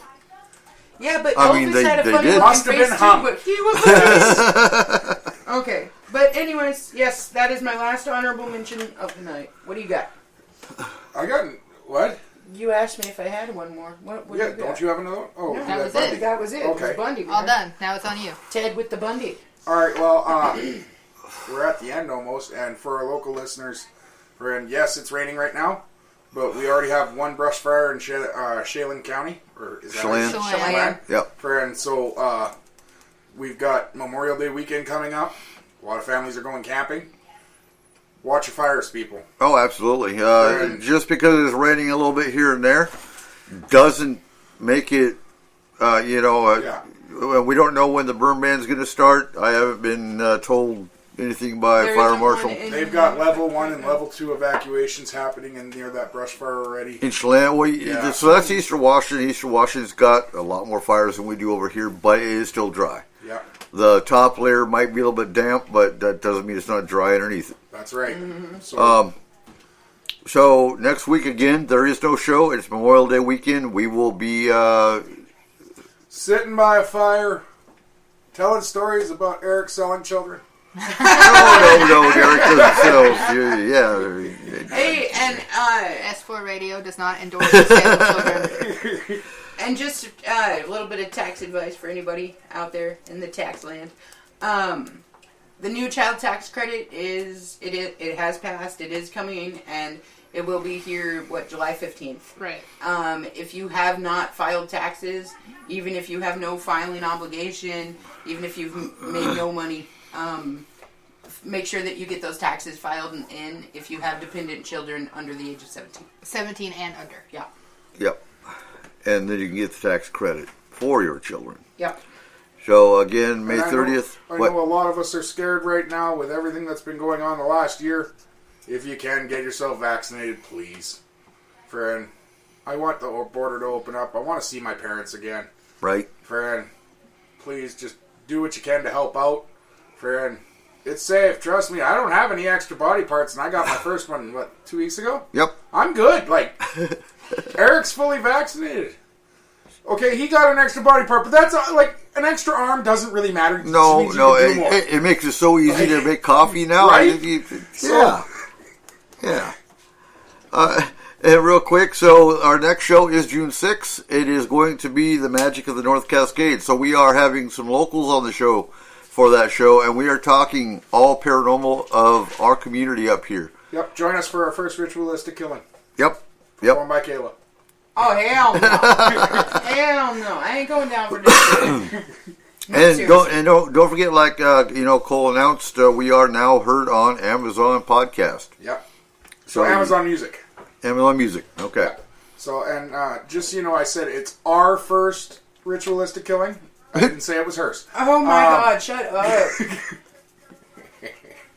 All right. You too, Sherry. You have an amazing Memorial Weekend. Yeah, you have a good Memorial Day weekend.